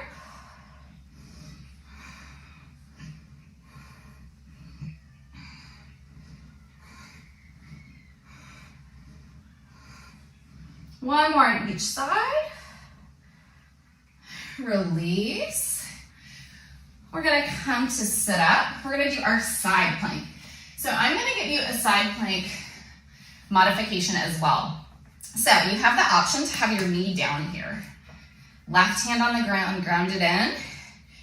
Just lift this leg like this, lift this arm. You can stay here and hold, or you can crunch it in like this with your breath. Now, if you want to come to your full side plank, catch your balance, take an inhale, exhale to crunch. Inhale out, exhale crunch. Inhale out, exhale crunch. Inhale out, exhale crunch. Inhale out, exhale crunch. Inhale out, exhale crunch. And we'll take it to the other side. So again, if you want to start with the knee down, lift. You can stay right here. You don't even need to crunch. Crunch like this, or come up to your full side plank. Inhaling up, exhaling crunch. Inhale, exhale. Inhale, exhale. Inhale, exhale. Inhale, exhale. Woo. One more inhale, exhale, bring it in, bring it down. We're gonna do one more and then I'll give you guys a little counter stretch. So we're gonna come into our forearm plank.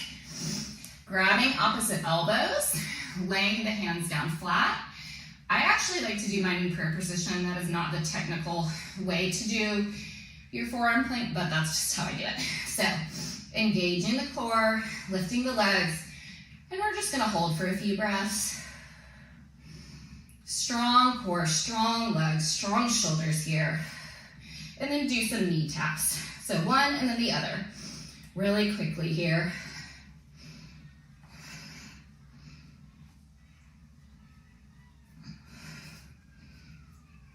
One more.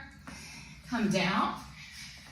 And then we're gonna do a bridge or will pose, depending on where you are in your practice, or even if you don't do yoga, you can still do these. So reaching your toes, not your toes, but reaching your fingertips for your heels, feet about hip distance apart.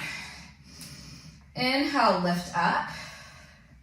If you have will in your practice and you want to take that here, you can. So just pushing the hands into the mat, lifting up. Take a couple breaths here. Just stretching out the core, stretching out the abs.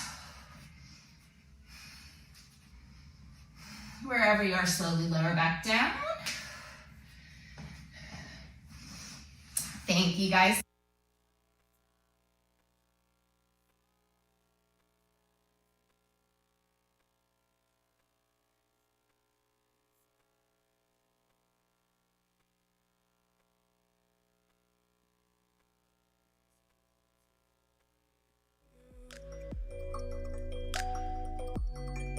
It is good to be near you. It is Test, test. good to be near you. Okay. Thank you so much, Inhale, Exhale Yoga. Sorry for that little brief technical difficulty, everyone. Thank you so much for tuning into Let's Move Day. We're going to actually play you some tunes just for a little bit as we prepare this final stretch for Let's Move Day. Thank you. It is good to be near you. It is good to be near you. It is good to be near you. It is good to be near you. It is good to be near you. It is good to be near you. It is good to be near you.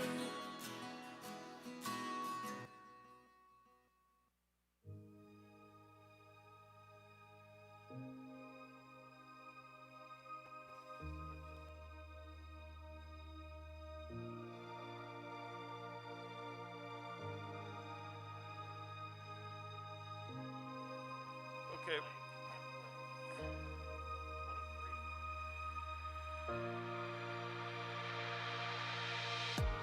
Flying higher means the sun is more clear. Way up high, the clouds are far away.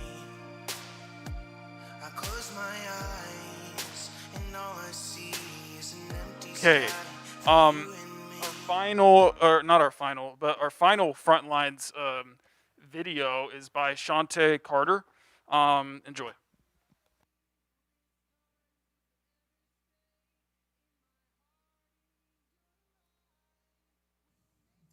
Hi everyone, my name is Shante Carter. I'm a registered nurse. I've been a registered nurse for the past 20 years. I'm also known as Nurse Carter, or better known as the Nurse Philanthropist. And I would say COVID-19 has impacted me directly because I am a COVID survivor, and I thank God every day that I am one of the lucky ones who survived, because as we know, many people were not as fortunate. And I feel blessed every day that I was able to recover, and I'm still here today. So I can be able to share my story with you guys. It took me about 2 months to fully recover. And during that time, I had all the symptoms that you could think of: the loss of sense of taste and smell, extreme like thirst, dehydration, frequent urination. I had headaches. I had extreme right lower lobe lung pain, back pain. I just had low-grade fevers, not really high fevers, but knew that something was off with my body. And thank God for the fact that I know my body very well. I was able to pick up that there was a change and that something was wrong. And that's something I would definitely stress to the community, is knowing your body, so that you can know when something's changed and when something's going on with your body. And I definitely think that knowing my body and knowing that something was off is something that helped save my life. And I was able to go to urgent care and get checked out and get to treatment and care. So like I mentioned before, I was recovering for over 2 months. It took me quite a while to recover. I got hit pretty hard with COVID. And being that everything was still new, my doctors were scared to prescribe stuff. And I really had to find myself advocating for my voice to be heard and to be seen, and to let them know that I still wasn't getting better and we need to change our treatment course. Definitely down the line, I had to end up getting put on inhalers for the shortness of breath. And definitely after recovering, one of the other things that I stressed to my doctor is that I want to get a full body workup. I want to get a pulmonary consult, especially a pulmonary, because I want to just see how my lung function is. 'Cause I definitely think or feel like that you can have some residual effects from COVID, especially on your lungs. And get a follow-up chest x-ray and really just see to make sure what's going on. During that time, I had to really kind of like look within and find ways other than our normal medicine ways to try to heal and recover. And thankfully I had great friends, other colleagues who came through and brought me more the homeopathic route and natural remedies. So definitely, upping my vitamin C, vitamin D, taking fever grass, or here they call it lemongrass, drinking lemongrass, boiling it with ginger, orange peels, and drinking it, and then also inhaling it to help with the decongestion. So a lot of these things helped along the way and to help me to recover faster.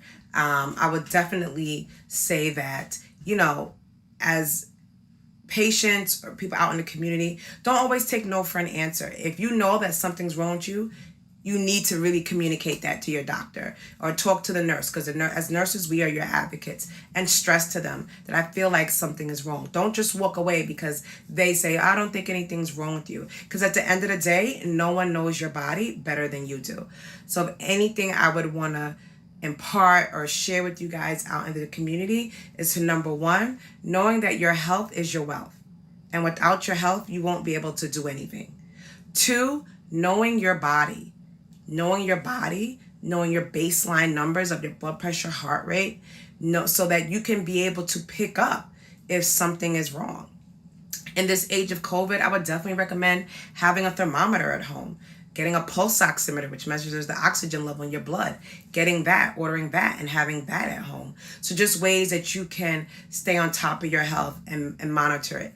If you're a diabetic, you want to make sure you have your finger stick machine, checking your sugar, because all of these comorbidities, diabetes, heart disease, have definitely played a role in the people who've gotten the virus. Myself, it taught me that I'm not as healthy as I thought I was. I don't have any health issues. I have no blood pressure, no diabetes, no heart disease, but I still got sick. So it definitely taught me that COVID is something that doesn't discriminate age, race, sex, and you really have to take charge of your health. And when I said to myself, once I recover, Shantae, you're really going to have to take charge of your health and make some changes. And I did that. I've changed my diet. I've been exercising and really just taking charge of my health. Because it's overall, at the end of the day, it's not about losing the weight. It's about being more healthy and really changing my diet. And so if anything that I would want to leave was remember that your health is your wealth. We are still in a pandemic. Please practice proper hand washing, hygiene, wear your mask, practice self-care, take care of yourself, do some of the natural remedies, boost up your immune system, all the things that can help boost your immune system, do that. But really take care of yourself, because at the end of the day, like I said, your health is your wealth. And the healthier that you are, the better your chances of beating COVID and any other illnesses that may come around or that you may end up having. So please, once again, take charge of your health and stay healthy and stay blessed. Thank you so much, Miss Carter, for that very informative story. It's amazing, your story. 2 months of suffering with COVID is really unimaginable, and it's great that you're sharing that with us. And this is why, folks, we are stressing that no one should be coming on site unless they want to get a COVID test, unless they want to get food from the food pantry, unless you need to get your voter registration filled out, and unless you need help with your survey, census, the national census. Other than that, we really want to prevent the spread of this horrible, disgusting virus. And so that brings us to our next thing, our part 2 of Arts and Crafts by Josie. Her website is josieprojects.com. And enjoy.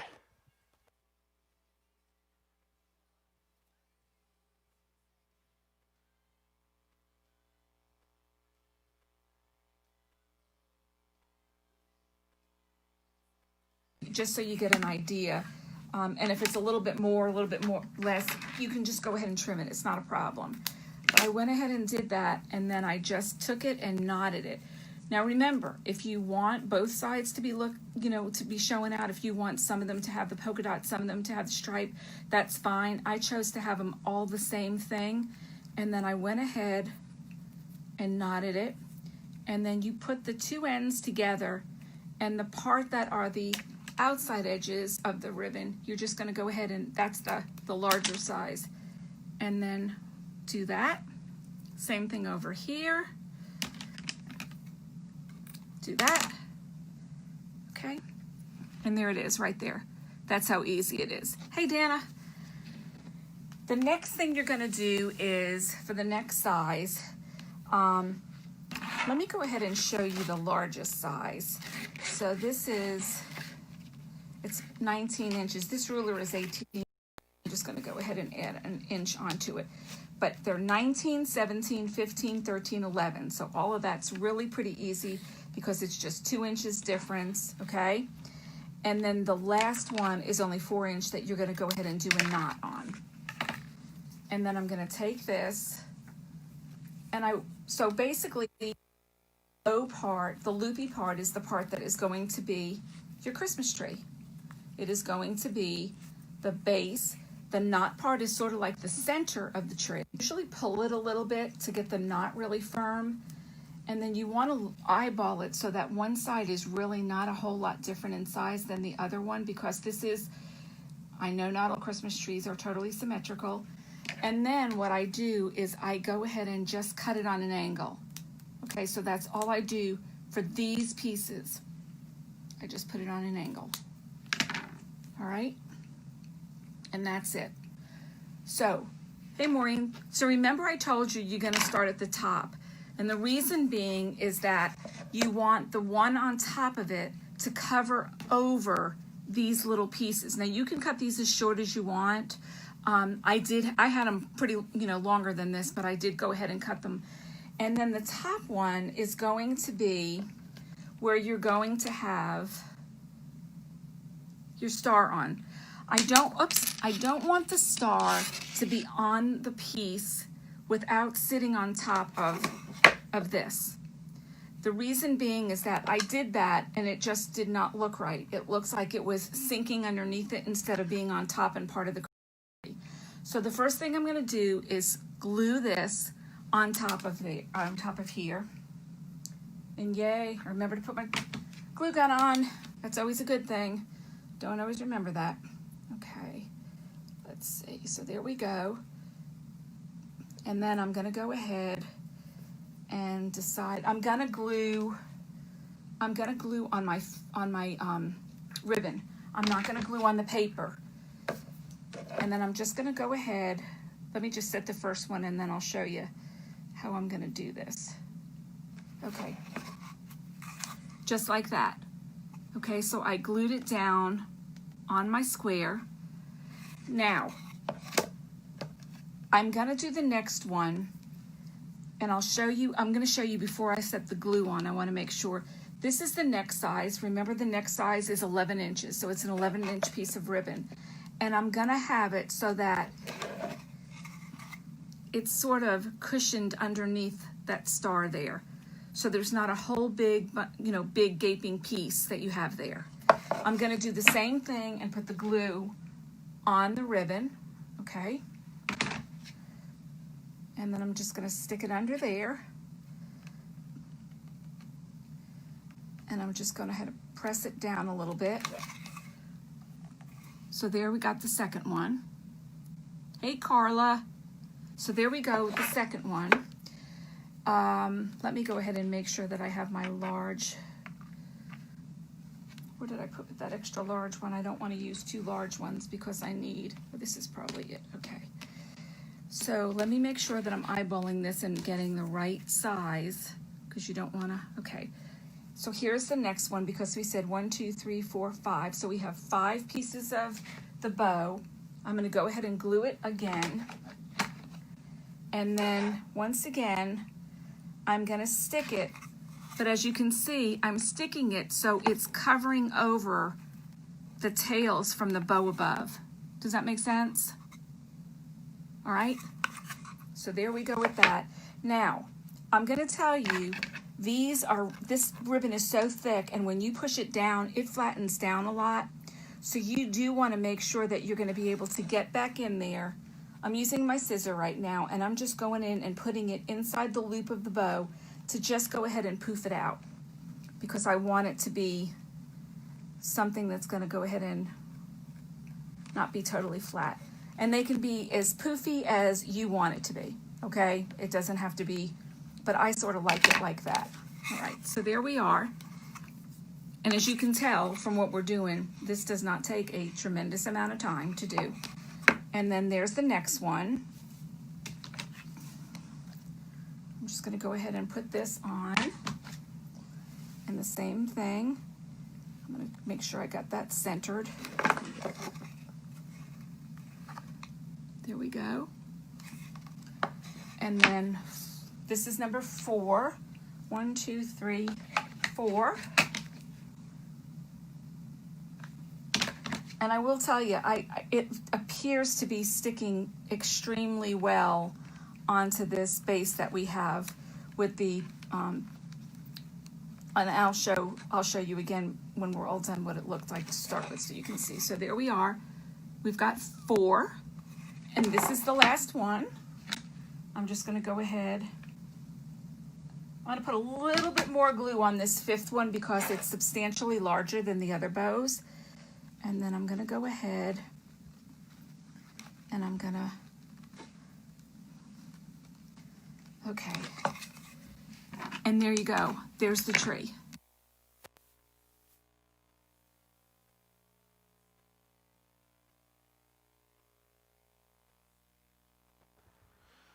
All right, Auburn. Thank you for watching that beautiful arts and crafts video. We just want to remind you that the QR code is on the screen for an opportunity to win the 5 o'clock bidding. So this is very exciting. Just a reminder that, look how small the numbers are. We want to keep it that way. So only come here if you are getting tested. Only come if you are getting food from the food pantry. Only come if you need to get the census filled out.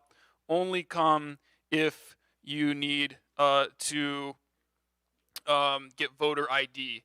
And back here, I would like to thank Steven so much for helping out with this. He's been a wonderful AV technician. And yeah, so we're going to head to our Pastor Cardi video now. But first of all, I just wanted to do this because it's cool. Look at that. All right, now to our Pastor Cardi video. All right.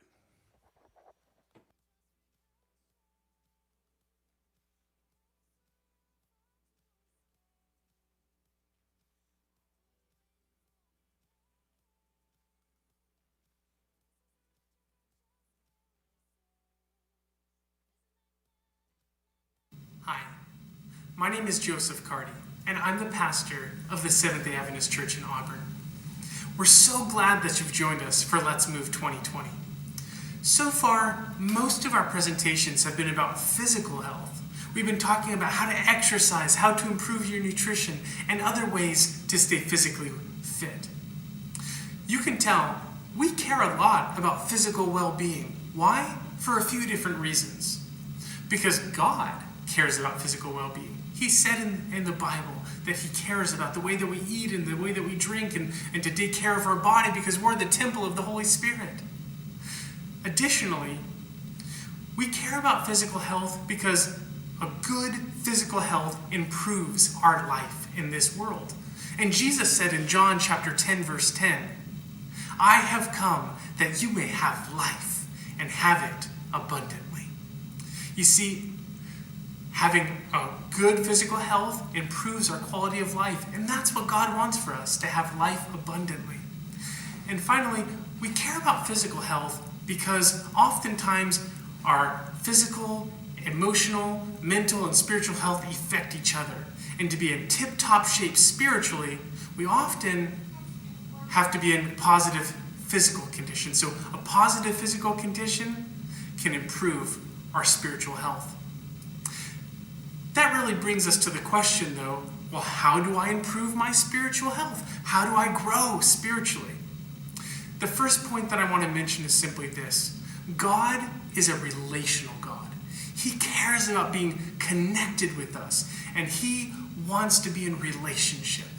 The main way that we improve our spiritual health is simply connecting with God. I need to mention another caveat before I go any further, and that's this. I'm a Christian, and I'm a Christian pastor. That being said, I can't speak for any other religions and their philosophies about how to improve spiritual health. I can't speak on Islam or I can't speak on Buddhism or Shintoism or Judaism or any other ism. All I can talk about is Christianity and what Jesus says about improving spiritual health. That being said, Jesus talked a lot about improving spiritual health. In fact, in John chapter 15, he gives us a specific parable that talks about how to improve our spiritual health. He has this parable where he says, I'm like the trunk of a tree, and you are like the branches. The only way that the branches can thrive is if they stay connected to the trunk. And that's very true, right? If you cut a branch off of a tree, what happens? Pretty soon it begins to wilt and die. And so Jesus is saying simply this. If you want to thrive, if you want to grow, if you want to bear fruit spiritually, you have to stay connected. So, how do you connect with God? Well, it's pretty obvious, but the first thing is reading the Bible. You see, the Bible is like God's love letter to his children. Now, if your dad had written you a love letter for your birthday, you would read it, wouldn't you? Of course.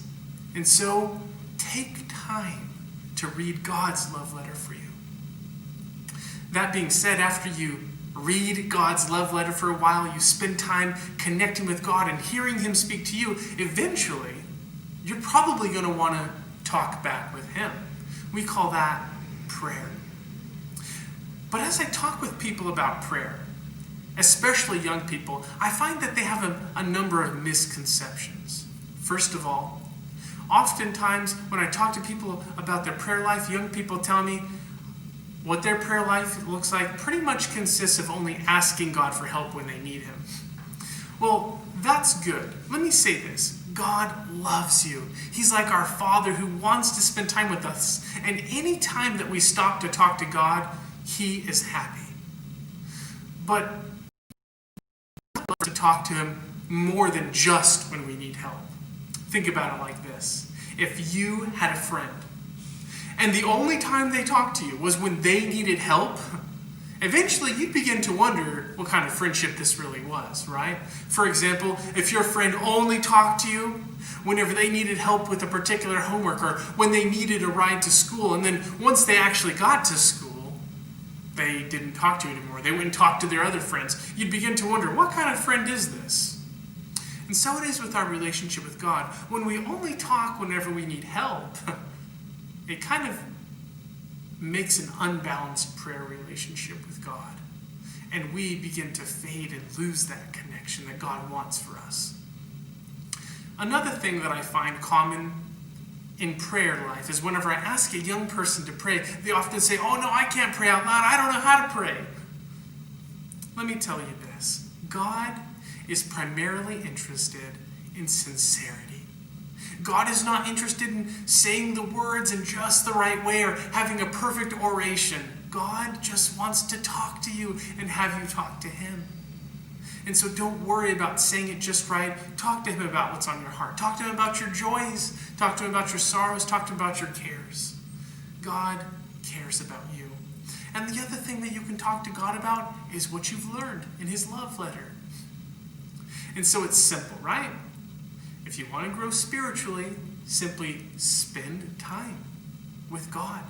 Spend time reading the Bible. Spend time praying. Spend time singing spiritual things. Spend time around people who want to talk about spiritual things, whatever. One of the primary ways that I really enjoy growing spiritually is spending time in nature. I love to go see the lofty mountains. I love to see the majestic, large trees. I love to sit beside the gentle creek. I love to watch God's animals like going to the park and seeing the ducks waddle around in the lake. One of my favorite things is to look out in a dark night sky and see the amazing number of stars that go on through the endless courses of the universe. As I see these things, it makes me realize what an awesome God we serve, how amazing of a creator he is, and it makes me want to spend more time with him. So, to summarize, if you want to be a balanced individual, we have to think about health in all of its facets: physical health, emotional health, mental health, but also spiritual health. And if you want to grow spiritually, it's simple. Spend time with God. Thanks so much for tuning in. This is Let's Move 2020. Stay tuned for more exciting presentations to come. All right, thank you, Pastor. Yes, we've had a very eventful and lovely day. I want to remind you that the QR code is on the screen for potential to win the 5 o'clock award. So do that. We're going to have one more video, and we pre-recorded all of these videos, and a lot of the pre-recording happened in the basement down there. So that's very exciting. A couple housekeeping things before we watch our final cooking video. One of the last presentations of today is, well, it's getting close to the end, right? But if you are going to come at the last moment, only come for COVID testing, only come for food pantry items, only come for voter registration, and only come for census survey help. Okay, let's watch our final cooking presentation for Let's Move Day. All right, Auburn, let's move. Woo! Hey, I'm back and I am going to show you how to do a healthy twist to a very classic dish. I'm going to show you how to make spaghetti with butternut squash and marinara sauce. And I promise that your kids will not tell the difference. And it's a really good way to get them to eat more vegetables. Butternut squash is loaded with vitamin C. It also has potassium, it has B6 vitamin, it has vitamin A. And so it is good to always incorporate a variety of foods into your diet. And the more colors, the merrier. So butternut squash looks like this once it's cooked, and it's orange inside, and so you want to make sure that you eat orange, purples, yellows, greens, reds, blues, etc. So to get started, we are going to first saute some garlic because garlic goes really well with, or at least I like it a lot. If you don't like garlic, you can omit this step. But you'll probably need about 2 tablespoons of olive oil. And I'm not measuring, I'm just doing it by eye, but if you want to measure, go ahead. And I do not like my oil to burn, so this pot was hot, and now it's just, I turned it off so it wouldn't burn the garlic either, because garlic burns really fast. So you just want to wait until the garlic gives off its fragrance. You don't want it to get too brown by any means, otherwise it will literally ruin the taste of your food because it becomes really, really strong. So all it takes is probably like 30 seconds for your garlic to just saute a little bit in your pan. So while our garlic is cooking, I do want to mention that I used 5 cloves of garlic. That is what I find a good number to go with a box of any kind of pasta that you're using. And we are going to be garnishing with basil because basil goes really well with pasta as well. So we'll add that at the very, very end. And the ingredients are very simple. Just your marinara sauce, your butternut squash, and I'll explain how to cook it in a second, and your pasta of choice. Right here, I already have my pasta cooked, and this is actually a gluten-free pasta. It's a lentil pasta, but you can use any kind that you like. And I like to do variety, so I'm not always doing wheat pastas. So to get while our garlic is ready, so I've turned off the stove, and I'm gonna go ahead and put our garlic in. I'm gonna put our pasta in so that it gets coated with the oil and with the flavor of garlic. If you don't have fresh garlic, you can use a little bit of garlic powder. I would probably put half a teaspoon. And if you don't like garlic, just omit it. But you do want to coat your pasta with a little bit of oil. And just follow your pasta box directions as far as how to cook it. But this meal is super easy. It is one of my go-to meals when I just don't have anything planned. The kids like it, and we just serve it with a salad and a piece of toast or something like that. So now that your pasta is here, we're gonna incorporate it.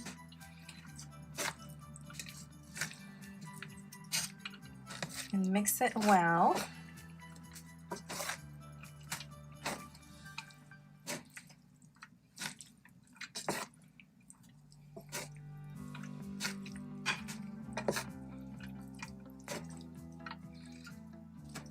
Okay, we're just gonna let it sit there. I'm not gonna add salt because I don't know if it's gonna need salt or not. This pasta, for example, has 15% sodium. So, you know, if you're not really eating too much salt, you might want to wait at the end and see if you need it. Okay, so we're gonna move on to the next step. And I'm going to explain to you how you can cook your butternut squash. So I like to put mine in the oven at 425 degrees Fahrenheit for about 30 minutes. It depends on the size of your butternut squash. This one's not very big. And then it becomes soft. I've cut off, you know, the pieces that brown, and you can actually put some of the skin in the blender and blend it as well. If you don't want to, you can peel it all off, but this comes from my garden, so I know it doesn't have any pesticides. It's fully organic. I just cut the butternut squash into smaller pieces so it's easier on my blender. And make sure you do cut off any brown spot so that it doesn't change the flavor.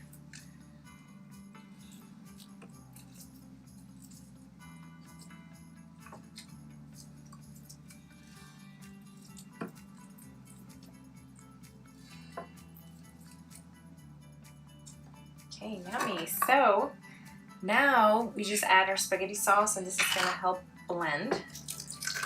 And make sure you don't get it on your clothes.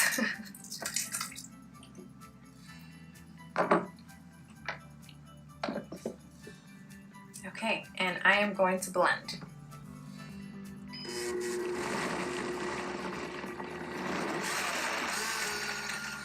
So blending the butternut squash sometimes can be a little challenging for the blender. Feel free to add half a cup of water, or even 1/4 of a cup water to help your blender out. I like to use a spoon. You have to be very careful though that you don't hit the blades as you help mix it. And you will get a thick consistency.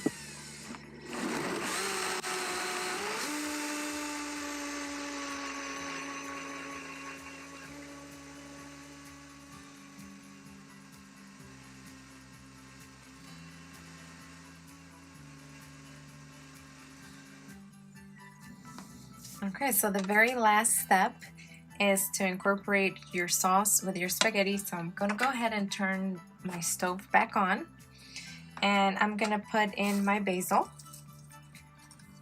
This comes straight from the garden, so some pieces I missed, but you can use scissors to chop them or your knife. And if you're not a basil fan, you can add oregano or some type of Italian seasoning. Just get creative with what you have at home. But this goes really well with pasta. So once I mix this, I'm just gonna pour my sauce and just let it warm up a little bit before you serve. But you can already see that the basil is wilting just a little bit. Okay, So another important thing is to taste for salt. This is totally up to you, but I think I am going to add a little bit of salt, and I'm not going to add it to my sauce. I'm just going to add it to my spaghetti. Just a little bit.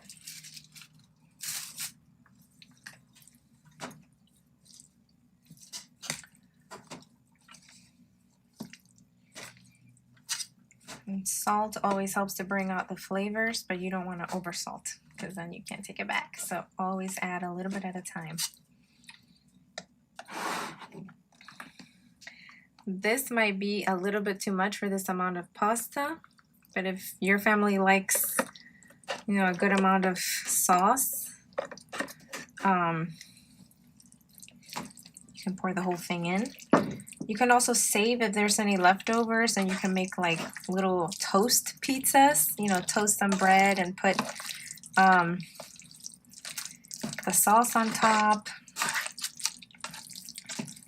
And maybe put tomato, basil, and sprinkle a little bit of mozzarella.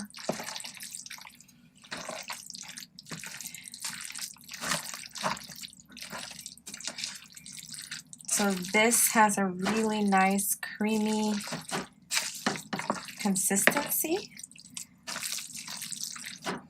And I think that is perfect. So I do have about probably a cup left. So I can use it with any other dish, honestly. Like you can add that to a soup. You can just use it to season other things. Okay, so now my spaghetti is ready.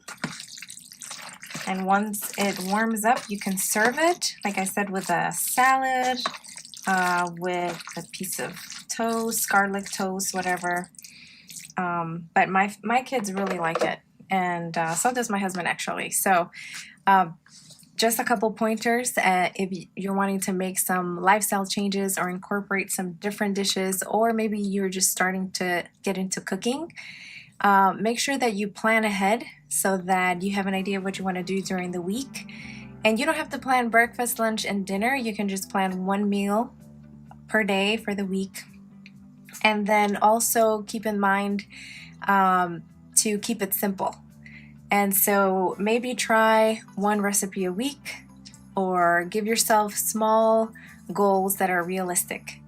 And try to use a variety of ingredients, and keep in mind that labels as far as being vegetarian, vegan, stuff like that is not always healthy. There's a lot of junk food out there for being gluten-free, vegetarian, vegan, and so keep in mind that eating whole foods is always the best, and a whole food plant-based diet has so many benefits for our health.